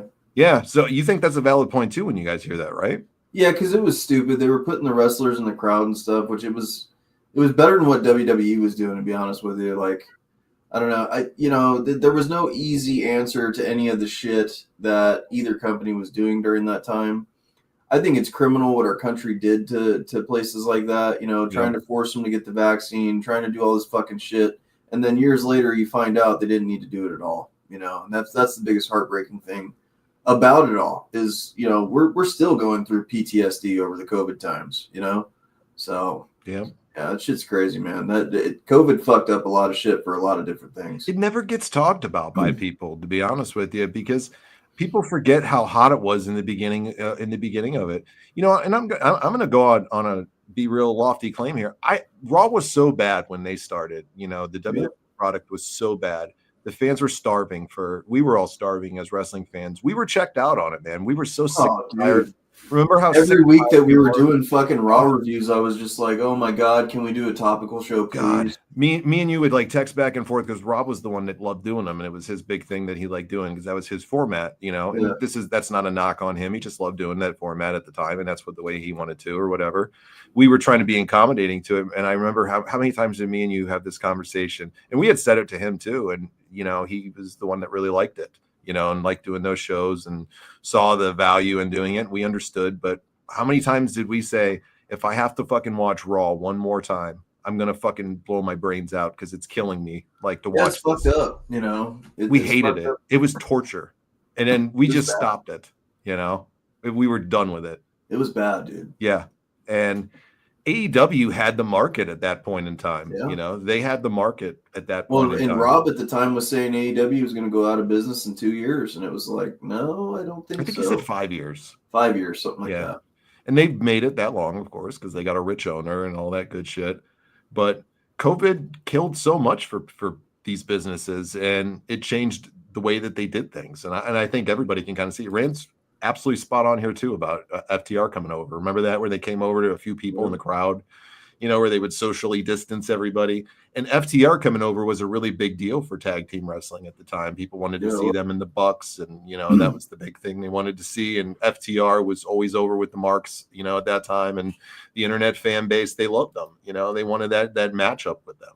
Mm-hmm. And AEW did the best they could. I liked the setup that they had during COVID over at that Daly's place. I actually think it's a cool little venue that he has. Yeah. I don't know why they don't do a residency there year round, to be honest with you. They should, but the crowd sizes that they have, at least it would be consistent. Yeah, they would get a couple of thousand people in there, I bet, over at Daly's place every week. How many people are they getting right now for a show? Maybe 3,000, probably. Maybe 4. Maybe a little bit bigger if they got something huge going on. WWE's getting? No. I mean, WWE's going and doing venues for Raw that's selling out 20 some odd thousand people, or 30,000, close to 30,000 people. They're not even sniffing even half of that.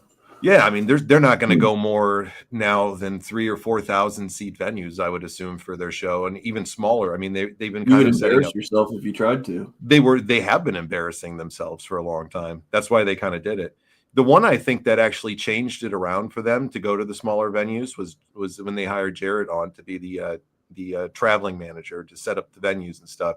And then word comes out this week that he doesn't do that job anymore now that he's no longer in that position in AEW. Does that shock you? No, it Whose doesn't at wife all. do you think he was trying to fuck? I don't even want to speculate anymore. I don't. But yeah, some of them have that, maybe that small rep. I think the smallest one they've done is the ECW arena, and I think they got like 1,000 people in there. And then there was one in Dallas they did too, or somewhere near Dallas, or somewhere in Texas or something that had about 1,200 people that they set it up in. Dory Funk Jr. showing up in the COVID time in the audience. That was another pop that would have been over the top if it wasn't happening. Yeah, I don't know if y'all remember the fucking Chris Benoit incident, but yeah, that got pretty bad in the Thunderdome as well. Oh, was that when they put the pictures up on the screen? Yeah. That was so fucked up, bro. Dude, there was like 4 or 5 of them. Did you were on the Thunderdome or something, right? Yeah, I did it. I thought you did it too. I thought. Yeah, I did it a couple of times or whatever. Yeah. I didn't ever see myself or anything. I did it a couple of times, yeah. but yeah, didn't you do it a couple of times too or something? Yeah. Okay. That was the stupidest shit in the world, wasn't it? Dude. Yeah, it was pretty bad. They were trying to be original, and let's be honest, WWE they've knocked some things out of the park, but I think that was a huge miss. Oh God, it was horrible. I mean, but we gotta be fair and give credit to AEW and WWE during those time frames. They were putting on their shows and they were doing the best that they could with what they didn't know if things were ever going to go back to the way they were supposed to. It's an event that for us who lived through it and can remember it well, which all of us watching this are talking right now. It never happens again. Yeah, we hope it never happens again, of course, for sure. But it's something that all of us that are watching this will remember for the rest of our life. And we'll talk about when we're all hopefully 100 years old and have great grandkids and shit, and they're reading about it in the history books and, or how I don't think they're going to read textbooks at that time, but however they're catching up on their history, man, I really think that it's going to be one of those monumental events that they're going to talk about for the rest of existence in some sorts. It really shut the world down so bad, and just, it was so different. It was so weird to go back and look at it. You and I spent a lot of time together during that time, man. That's what I remember. We had a lot of fun for sure. We did. We got through it the best way that we knew how, and that was doing stuff like that. Yeah, having a good time and just shooting the shit. I think we podcasted probably 4 or 5 times a week. Sometimes more than that, I think. Sometimes every day.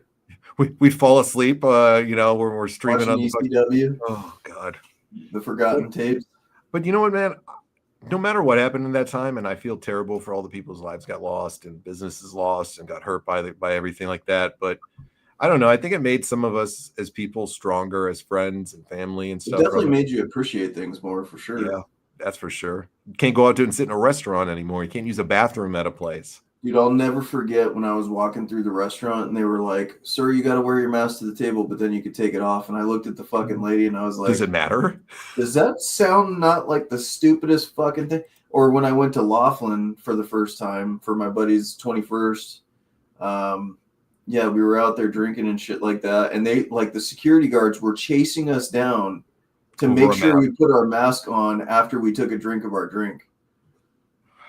He's like, "You can take it off to take a drink, and then you put it right back the fuck on." And we're like, does that not defeat the purpose, dude? Like, what if I cough right now when I'm taking a drink? Is it going to stop the flow? I had made a fucking joke because I had gotten fucking plastered that night. I had made the joke and cut a hole through my fucking mouth. Oh, God. You asshole.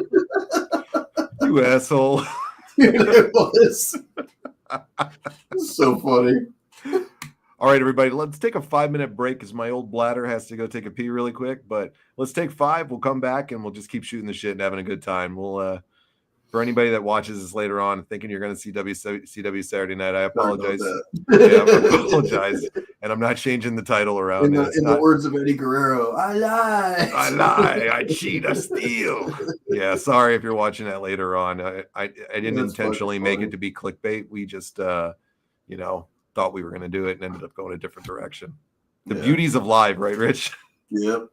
All right, everybody, let's give it about 5. Come back, hang out with us. We'll shoot the shit, and we'll see you guys on the other end in 5 minutes, okay?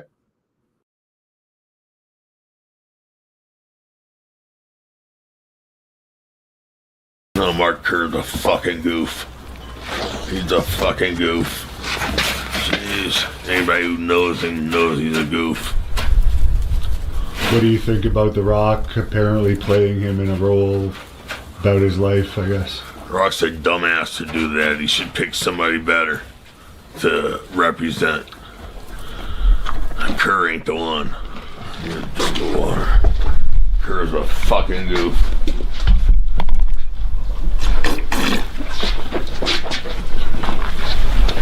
In what way? Every way. Shit. I don't know how to answer that question. That's like, who's your biggest match? What the hell? I've been doing this for fucking 40 years, and you're asking me who in the fuck's my biggest All match? right, you're a fucking worthless. fucking You're know. a fucking worthless drunk. Go to hell, you worthless loser. Thank you.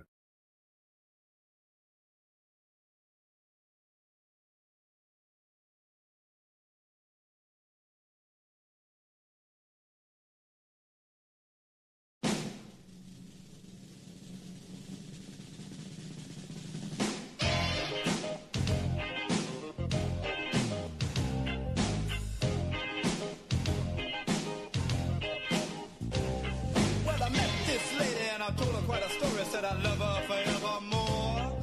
But the trouble is I tell the same old story to every girl that walks through the door.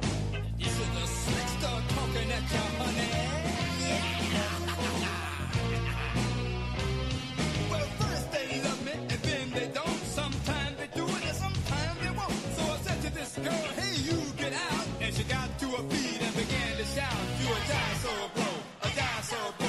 And you're always lying to your friends. You a die so bro, a die so bro. And you never get nothing in the end. What you talking about, ladies? This is the slicks that talking to you. I don't do nothing but tell the truth.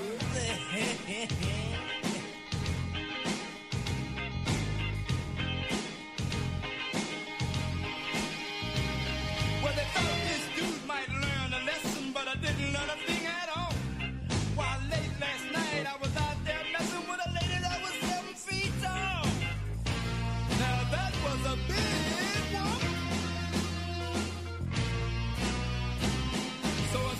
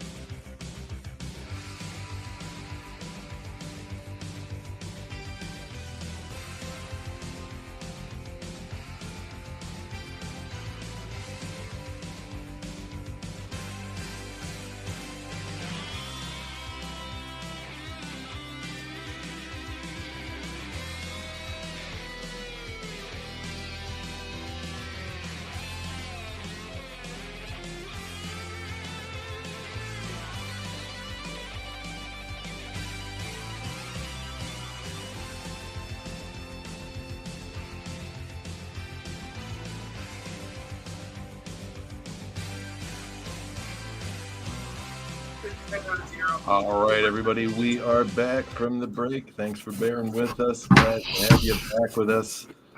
Are you a jive soul bro, Richie? Oh, absolutely, dude.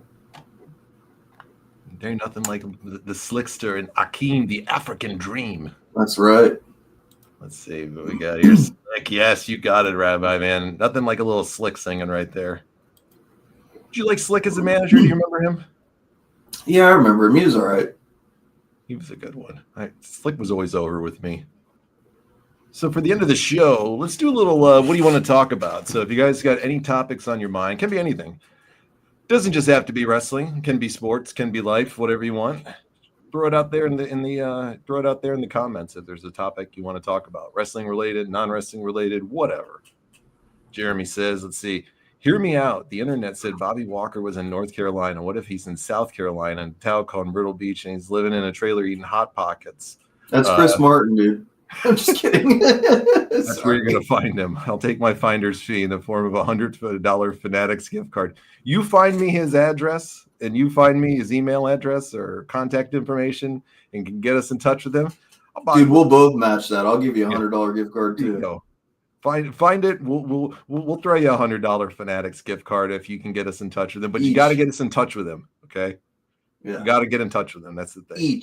We'll both give you $100. There we go. But we gotta get confirmation it's him, and we got to get to talk to him. Yeah, we'll give him $400. So it's a $600 deal here. We're gonna go in the poorhouse here on this one, but it's okay. It's all fucking good, man. Yeah. What's on your mind though this week, bro? I'm happy that we're doing more shows and more content. I hope everybody else is enjoying it. So if you guys like that stuff, we're gonna keep that stuff rolling. But UFC's on my mind, dude. They've been talking about the White House card for months and months and months now. And it's Dana White, I think, is in over his head on this thing because I know they're going to pull it off, but the amount of money that it's costing, it's going to be a fucking loss for the UFC. How much do you think they're going to lose on this? They're going to lose their ass on it just on repairing the lawn after they're done with it. Mm-hmm. Are we still doing the radio? No, Rabbi, we're not doing it anymore. We didn't renew our contract with them last year. So nothing against them or anything like that. They were real nice and everything, but no, we didn't renew our contract with them. Unfortunately, the financial side of it didn't really come through the way it was promised to us. So, we just didn't feel the need to continue giving our content out there if we weren't going to get compensated fairly for it. So nothing against them. They were wonderful. They just couldn't meet what we wanted out of it. So that would be I think the answer on that one. Wouldn't you say so, Richie? Yeah, we were treated well by them. We just didn't come to terms with the agreement when it came time to renew it. So we thought we would grow it genuinely, and we've done that. We've grown a pretty good community here. Lots of interaction, lots of good shows that we've had and stuff. So I like this better. We're not constricted to the hour format that we were. Because that was kind of hard for us to do, and then we'd have to do overdrive after, and sometimes we would lose you guys because we'd say the ending of the show for the radio, and it would get mixed up. So to be honest with you, I like this format better. I do too. Like that was when we started bringing people on. We had never done that before when we'd opened it up. I think maybe it was about a year and a half ago or so that we stopped doing it. Yeah. And we both said, like, we can still kind of make it radio in our own style because, maybe we can throw in this like feature to it. And I think it's been a popular one for our, core group of people that listen week after week. And if it wasn't for stopping doing the radio, it wouldn't happen because, like you said, we had to deliver it, and it had to be 50. I think it was 58 minutes on the dot. 58 minutes. If we went over 59, it was done. Yeah, and it was real hard, just to push that out and do it the way we wanted to because we don't like. You see this with a lot of shows. They're too afraid to do it live. Like people, I think, are really afraid to do it live.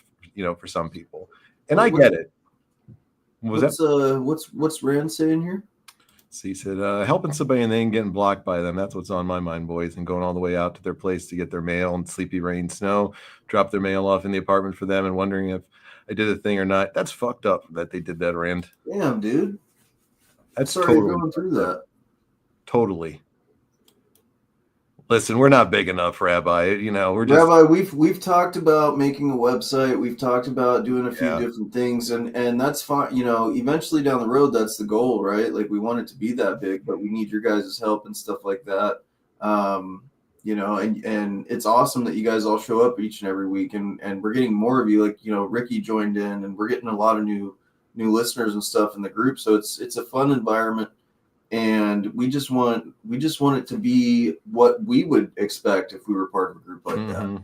You know? So it's expensive to do a lot of stuff too. When you go, like, if you want to do something bigger like that too, we don't charge any money for the show. You know, we don't have any, Patreon. We don't do any of that stuff. We're not big enough to do that. We know that right now. It's not there for us. We get it. You know, we're just a small time show, just having fun with it. Small but nice group of people, and we feel that it grows little by little all the time. And you know, that's the way we like it. So we don't make any money off of it, nor do we pursue it, to be honest with you. You know, we reached out for advertising. I think we could get a couple of bucks here and there, but you know, we don't like to dump a lot of money into it unless it's there. I would love to have all those things. I mean, if somebody had, you know, was a bigger name and wanted us, great. I would gladly put it out there. My dream for this show has always been to get it on Sirius XM, which I doubt it'll ever happen, of course, but it's just always been that one thing that, you know, I would love to. to. I get it. Yeah. Hey, crazier things have happened, right? Yeah, for sure. You know, you never know. Consistency. Sometimes. I love the call-in feature like Busted Open has. I think it's awesome. So I think it's awesome. You know, Rabbi, I'd rather, and I think I speak for Richie on this too. Richie, if I speak out of turn, tell me on this. I think both of us would agree. We'd rather have a core group of people that come through and participate. If it's 5, 10, 15 people every week. That's what we always wanted anyway. That's what we always talked about. We're happy with, you know, you guys coming out all the time. We always want more people, of course, too, but smaller to I think to both of us, it's something that we enjoy too, because we love to interact with people. Yeah. If it was huge, it's harder to do that, you know. It's hard to do that, yeah. But I'm not saying if we ever could get an opportunity to go huge that we wouldn't do it, because I know me and you would jump on that in a heartbeat. So a fucking heartbeat. When I have idea for your shows to reach out and promote some stuff for local indies in your area, you know, I tried that, Laza, and it didn't pay off for us, to be honest with you. We tried to do that. Ironically enough, we had our first table booked for a indie event. Yep. And all of us were supposed to go. We had our own table. We were going to get to interview Sting and a lot of different bigger wrestlers and stuff like that. And then fucking COVID struck and it got stripped out from under us. Yep. I don't think we tried it after that again. Nope, we never did. It was going to be in Rome, Georgia, at the Superstars of Wrestling or something like that. Fan Fest. I can't remember the exact name. I'm sorry if I forget. But it's like a big convention they do every year in Rome, Georgia. We were going to do that. What a bummer that was, man. That COVID, you know, took the opportunity. We were all planning to go. You know, we were going to be on like the podcast row down there. We were going to get interviews. It was going to be super cool. And then, like that, man, it's the evolution of life and how things go. Sometimes, you know, you get shit put in front of you. But I tried something when I first started the show in 2018. I tried something with a local indie promotion out here. They let us into their show, which was the TNA versus the World, or it was like called Excite versus the World, or TNA versus the World. I talked about in the last show. They had let us in, and we were going to do some cross promotion for them, and we didn't end up doing any interviews. Not that we weren't allowed to. They told us we could. We were having more fun just kind of seeing it, but we had plugged some stuff out there and put it out. And indie shows just don't do it. You know, for the big thing, you know, for the bigger scheme of things, it's so hard to find it.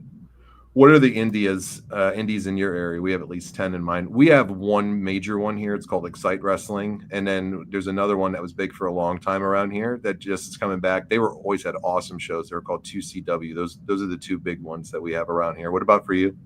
We've got Arizona Wrestling Federation, where a lot of the big wrestlers have come. I know Billy Gunn's been there. I know, Brian Cage, a lot of the AEW guys have gone through, Darby Allin and stuff like that. And then Cactus League Wrestling, they're the ones that get like all the legendary wrestlers like Kevin Nash and Mick Foley and stuff like that to come out. And they have a lot of signings. You know, I got to meet Chris Masters. I got to meet Ellsworth through them. I got to meet a lot of different wrestlers. So both of those indie scenes out here have been instrumental in a lot of wrestlers' careers, actually. So it's kind of interesting. There's a lot of indie wrestling out here in Arizona that's really pretty solid, actually. So, I love indie shows. They're always fun to go to. They're fun to go to, and it's one of those things where it gives you that old wrestling vibe where like it must have been that way in the 80s when you went to a show. Like it must have felt that way. Even when you went to WWF, the price being, cheap like it is, and getting a hot dog and a drink for cheap and just sitting there and watching the show and enjoying it. That to me is more enjoyable than going to fucking Raw, The indies have just I haven't been to a wrestling show, whether it's an indie or a regular one. Man, I would say probably 5 or 6 years, bro. It's been since I've been to a live show, and it's just. You went to the midget wrestling recently, didn't you? Yeah, I mean, I'm talking about like more mainstream. I Yeah. did go to the midget a couple years ago, about a year or so ago. I went to a midget wrestling one, but other than that, like I've never been to an indie show, or I've never been to a WWE show, AEW, TNA, whatever. Haven't seen one live in years, other than that midget wrestling show. And that midget wrestling show was fucking fun too. Let me just say that. Like, if you guys ever have them come to your area, trust me, go. Rabbi, what state are you from? Yeah, we have a midget indie organization. It's a big thing now, Rabbi, that they have a couple of these promotions that travel across the world. They travel across the world and do these indie shows, and they make a huge business out of it. So they make a huge business out of it. Rand says Red Rock Wrestling with Mike Hughes. He acted as a security guard on Monday Night Raw in Halifax one time. And he got power bombed in a trailer by Kevin Nash on that night. That's awesome. There we go. Rabbi says America. Rabbi says America. Get the fuck out of here. This guy. Georgia. Paul London came over and wrestled a local show for IPW Australia Gold Coast, Queensland, Australia. Is it a hot scene, the indie wrestling scene in Australia, Laza? Do you go to a lot of them? They get a lot of people. That's a few times that he's gone to that kind of stuff, and he tries to help promote him on his Facebook, So yeah, he did some announcing on one he sent me too. I think on one of them he had done some announcing on one of the shows, and he was really good. So that's pretty cool. Yeah, but is it big now still, Laza? Do a lot of people attend these shows? Is there big names out there and on the Aussie scene that people will drive all around or fly all around Australia to go see? There's always internet darlings, right? Yep, for sure. Like my area where I live around in New York, like a lot of the people you see on TV now were the internet darlings around here. The Young Bucks had traveled a lot this circuit I know they're from California, but they had traveled this circuit a million times. Kevin Owens had traveled this circuit up here a million times. A lot of, different guys that have come through that were WWE, like the Hardy Boys had wrestled up around here. And then they gave the start to a lot of young people at the time, like your Tommaso Ciampas and like your Johnny Garganos and stuff that would come through and wrestle around this area a lot. So I had seen Johnny on the indie scene a bazillion times, bro, through the years. Crowd always loved him too. He had a really good character that people loved, and I think that's why it related so well in NXT for him. So, You a Gargano fan? No, not even a little bit. I think Gargano is. I think Ciampa is the more talented out of the two. You think Ciampa's better than him? Yeah, for sure. Promos, in-ring work, or both? All around. Okay, interesting. I think Gargano's a better. I think Gargano's a better worker than Ciampa. Ciampa's a good worker, but I think Ciampa's a way better promo. I think Gargano's promos fucking suck. Yep. They haven't done content in over a year, Jeremy. Most views is 48. Well, they're killing it, buddy. Yeah, I wouldn't worry about them too much. Yeah, they're fucking really killing it on that one. Have you ever been to a midget wrestling show though? Never been to a midget wrestling show. I've been to a wrestling show that featured a midget match, but it was not a full midget wrestling show. Okay. All right. Question for you. Who is one wrestler that agitates the hell out of you that isn't one that we've talked about with Natty Neidhart or any of those ones? What's one wrestler that just agitates the hell out of you? You just don't like them for some reason and just can't stand their character. Can't stand who they are, whatever. I'm going to go with Colt Cabana. Really? I can't fucking stand Colt Cabana. I think he's a fucking dweeb. The following that he got, it was riding CM Punk's jockstrap. Like, Colt Cabana to me is probably one of the biggest shit stains that I've ever seen in wrestling, and the reputation that he got, the exposure he got on AEW in the beginning and stuff like that, and the way they treated him like he was some fucking indie god or something. I fucking hate Colt Cabana, dude. Interesting. I think he's an obnoxious prick, and I think he's very condescending and a douchebag, he's one of those guys that would say, you know, he's a wrestler just to get some ring rats to fucking follow him around and shit like that. Like he's got groupies and shit. Like that's Colt Cabana to me. He's one of those fucking assholes. The best was when Punk said about him, he's like, bro, you and your mom are still on the same fucking bank account. Yeah. You know? Yeah, he's a mama's boy bitch. Yeah. Is he still around anymore? Is he still with I AEW? fucking hope not. But Colt Cabana, to me, like a lot of people loved him. And I was just like, Jesus Christ. This guy's garbage and his moves are garbage. That stupid fucking thing that he would do when he would do a pin with his he's a fucking goof. He's a fucking goof. Yeah, Colt Cabana. Fucking goof.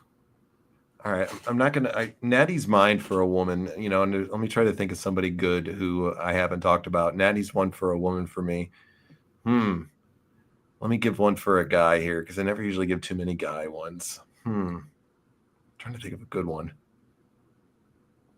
Okay, here's one for you. I'm gonna go old school a little bit on you. Okay. All right, I'm gonna go old school a little bit on you here, because Tony Atlas. Oh Jesus, Tony hangs Tony fucking hangs himself. Okay. Yeah. Tony fucking hangs himself all day on this. All right, so I'm gonna go far back into WCW and tell you a faction that I think is probably the most overrated faction in professional wrestling history to me. And I know this is going to upset Jeremy right here. Okay. I know it's probably going to upset Jeremy as a WCW guy, but I'm not doubting that they had a couple of good, you know, incarnations of this and that they did it okay a few times, but where they put them up in wrestling history with the greatest factions just blows my mind, because I just don't see it. And I followed most of it, and I'm going to go with the Four Horsemen. Oh my God. Yeah. I'm going to go with the Four Horsemen, bro. No way. Yeah. I think they're one of the most overrated factions in wrestling history at some points. They had the original group was great, and then it just started to go downhill from there. And they were bringing in bums at the end. They're bringing in fucking Paul Roma that's coming in. No offense to Mongo, but, you know, they bring Mongo in to try to save it. They kept Jarrett was like teased for like a year to bring Jarrett in. I loved Benoit, Malenko. Yeah, Benoit, Malenko, you know, like they just watered the shit down of it, and it made you forget how good it was when it first started. Mongo and Benoit were good additions, I feel like. They were, but was Mongo the marquee guy to rebuild that group, you know, as the enforcer? No, but you know, it made sense for Mongo Mongo, so when they did the stupid Kurt Hennig shit, that shouldn't have been for Kurt Hennig. That should have been for Mongo. Mongo would have been a great enforcer looking like, you know. I think that would have been a better fit for Arn to do those promos with him and not the fucking NWO with Kurt Hennig. You know, I don't know. There was versions that sucked of the Four Horsemen, like Rabbi said, but to say that they're overrated, I don't know, man. That's a legendary fucking team. Man. It is a legendary one, and I'm not diminishing the legend of what it was in the beginning couple of years. It was like just how bad they watered it down at the end, and they just didn't know what to do with it. It was like, I'm shocked you said that. I really am. I thought you were a huge Horseman fan. No, not at all. Not a huge one, but like I was a huge fan of the original versions of it, with the Tullys, the Wyndhams in there, Sting and Luger, Sid, even a little bit in there. I was good with when they switched up a few of those versions and did it through the years. That's when they were real cool. When they brought them back and watered them down, bringing in Paul fucking Roma was enough for me. You know, and then it was like they tried and they tried and they tried and they booked the shit out of them to be just terrible. They weren't believable for years. That's why I said I'm not diminishing. The beginning of it was great. The first few years, it was great. After that, they killed it. And it's why I don't think they're one of the most dominant factions compared to the other ones. Now, people could use the NWO debate, you know, with all the people they watered down in the NWO. And yeah, I can see your perspective on that too. But the reality was the NWO was only around for a few years, and the Horsemen were running around for a good 12, 13 years plus, you know, and they were watered down for probably 9 years of it. So that's my reason behind it right there. Natty is underrated. She's the GOAT. Rabbi, that is blasphemy. You know, normally I'd say welcome, but Rabbi, if you're going to say that bullshit. Paul Roma was the absolute fucking worst choice ever to put in the Four Horsemen. The death of the Four Horsemen started when you put Paul Roma in there. Yeah, 100%. for sure. 100% He was the downfall of the Four Horsemen. They were never looked at the same ever again. NWO 2000 sucked, Laza. Well, I'm going to be real with you too, and this may be unpopular, but when you go back and you watch the NWO stuff in WCW, which I'm currently doing, It's not that good. it's not that it's not that good. It's that their promos are fucking great, right? Mhm. But their matches fucking suck. Yep. Unless it's fucking Scott Steiner or Buff Bagwell or someone like that. Like, you go watch the fucking matches with Kevin Nash and Scott Hall as the outsiders in a tag team match.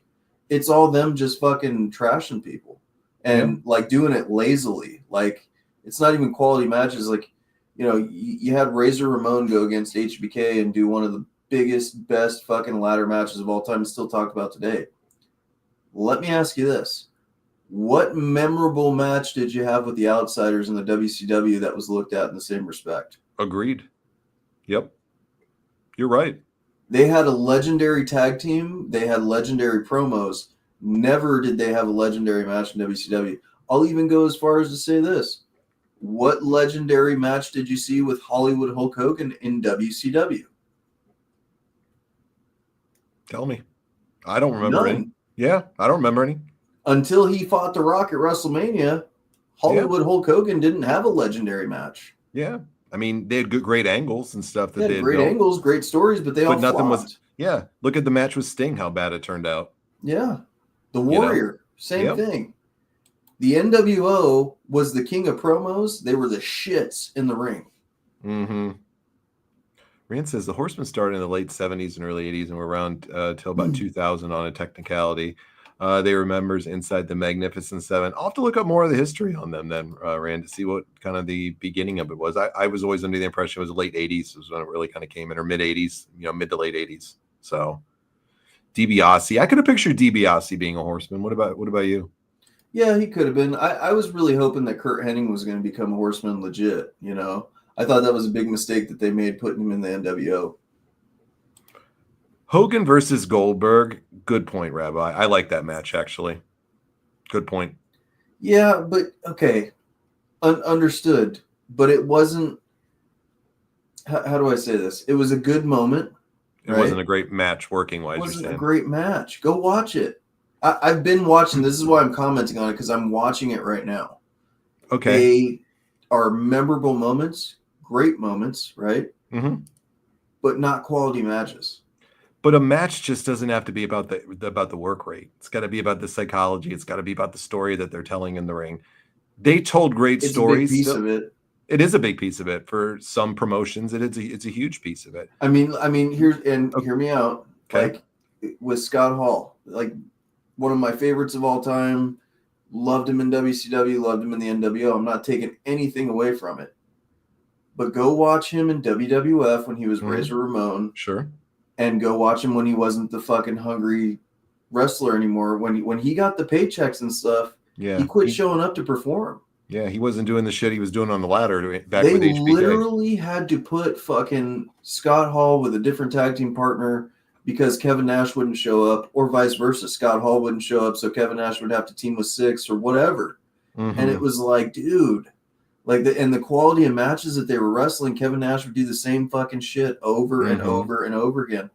And, again, outsiders, tell me a legendary match that they had with anybody. I'll wait, The great match thing, going back to it though for a second, some people just look at the work rate of it. They don't look at the psychology, the story being told in the ring, what it's doing, how it invokes a reaction from the audience. So to me, a great match is all of those things that come together.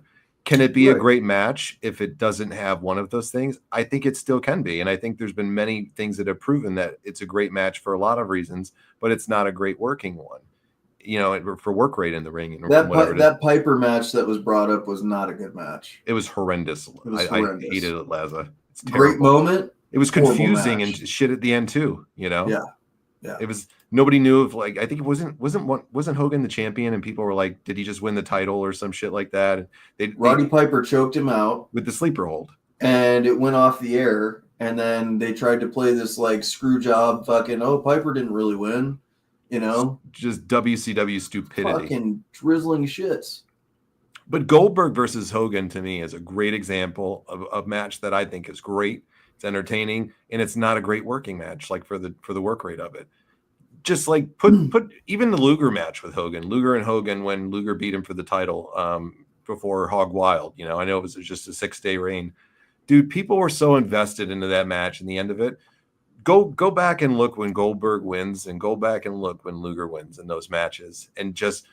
Even if you want to even go and watch the entire match, they're usually both about 10-15 minute long matches for both of them. They're not long. The crowd stays so fucking hot throughout the whole match. I remember watching them at home as a young guy, and I was sitting on the edge of my seat, and I wasn't thinking about the work rate of it. I was thinking about the moment I was in. And you can listen to the crowds in those, and you can see why they're a great match, because the crowd is so invested into them. So they did have them, you know, and then there's ones that can be just great matches that maybe don't tell the best story all the time in the ring at first, you know, or maybe don't tell a great story at all, and they're just putting them in the ring. You know, there's great matches that can do that too. So it can work both ways, you know, is my opinion on it. Mm-hmm.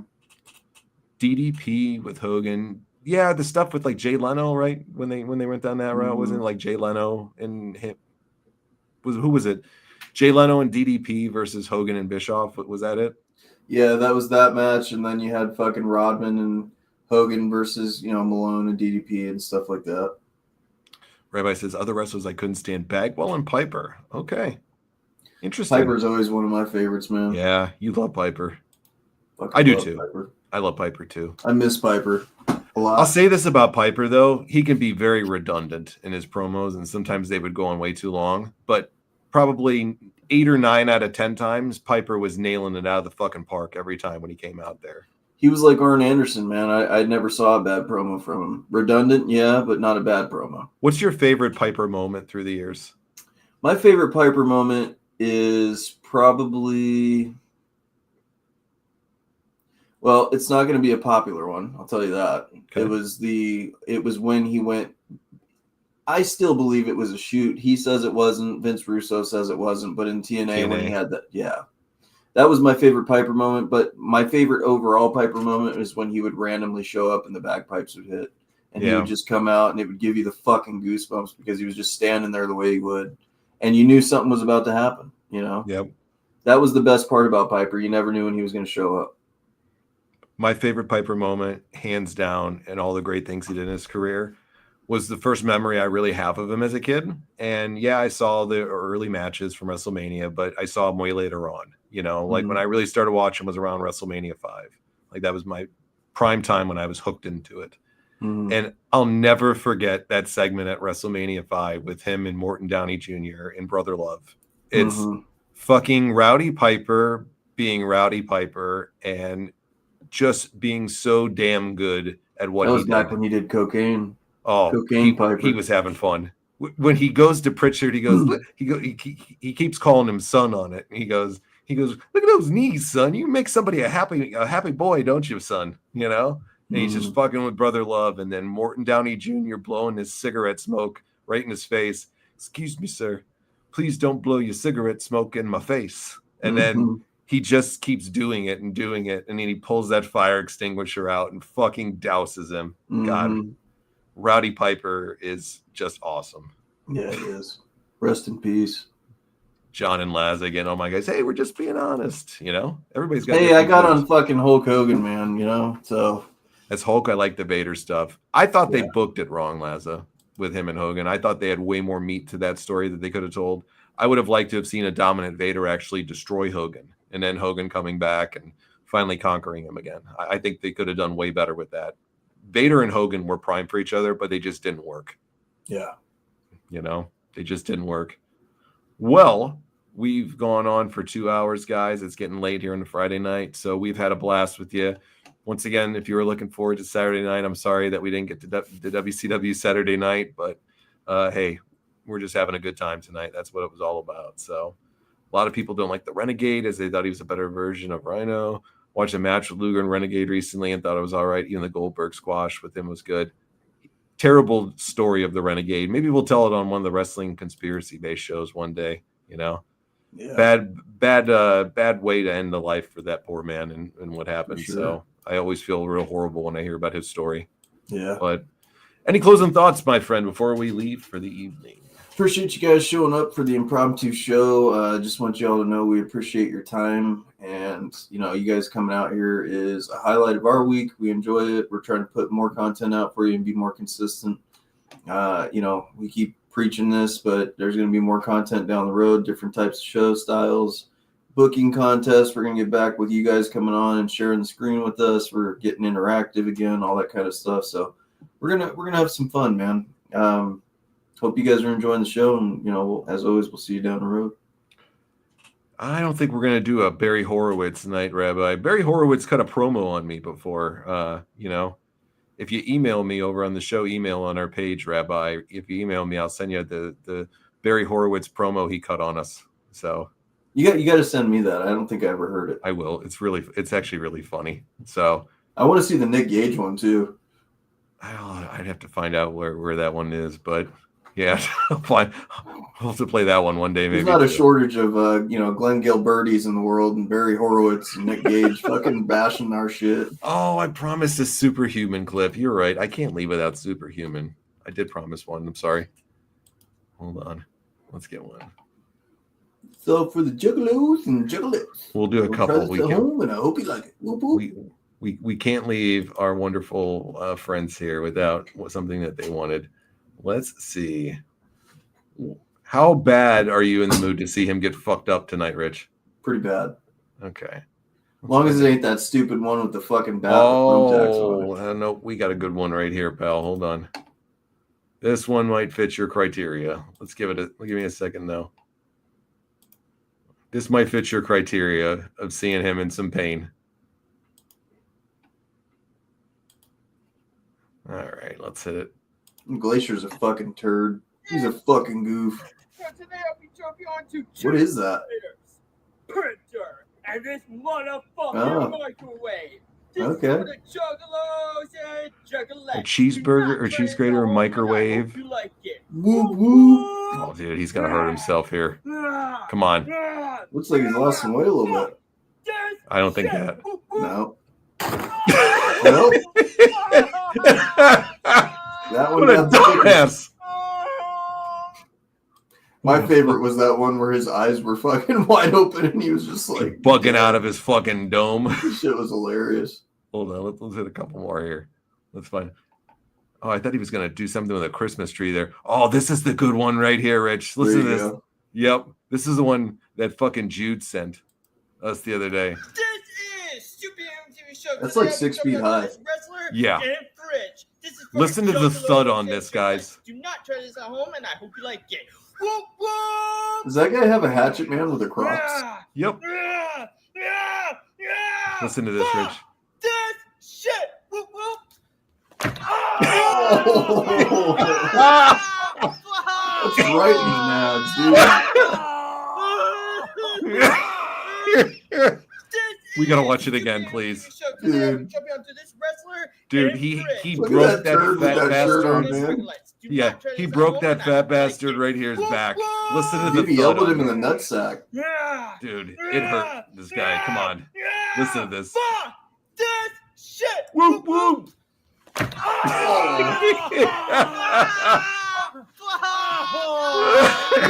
He elbowed him right in the nuts, dude. Oh, God. He's a gem, isn't he? Oh my God, that's the gift to keep. Dude, I'll never forget the first time you introduced me. You're like, "You've never heard of Superhuman?" And I'm like, "No, who the fuck is that?" You're like, "Oh, get ready to live." And we have lived off of his misery. Hours and hours of content. Every time I see one of his things pop up on YouTube or Facebook or wherever you see him, I always watch the fucking shit. Yep. I'm dying here. Whoop, whoop. Yep. Well, that's a great way to leave. Thanks for reminding us, Jeremy. All right, guys, we'll see you on Wednesday. We're going to continue on and finish out our War Games series that Joey's picked there for War Games 89 from the Great American Bash 89. We'll go and do that on Wednesday. You're welcome, my friend. Thank you for reminding us. But we'll see you guys at normal time on Wednesday night. Have a great rest of your weekend, guys. Be safe out there.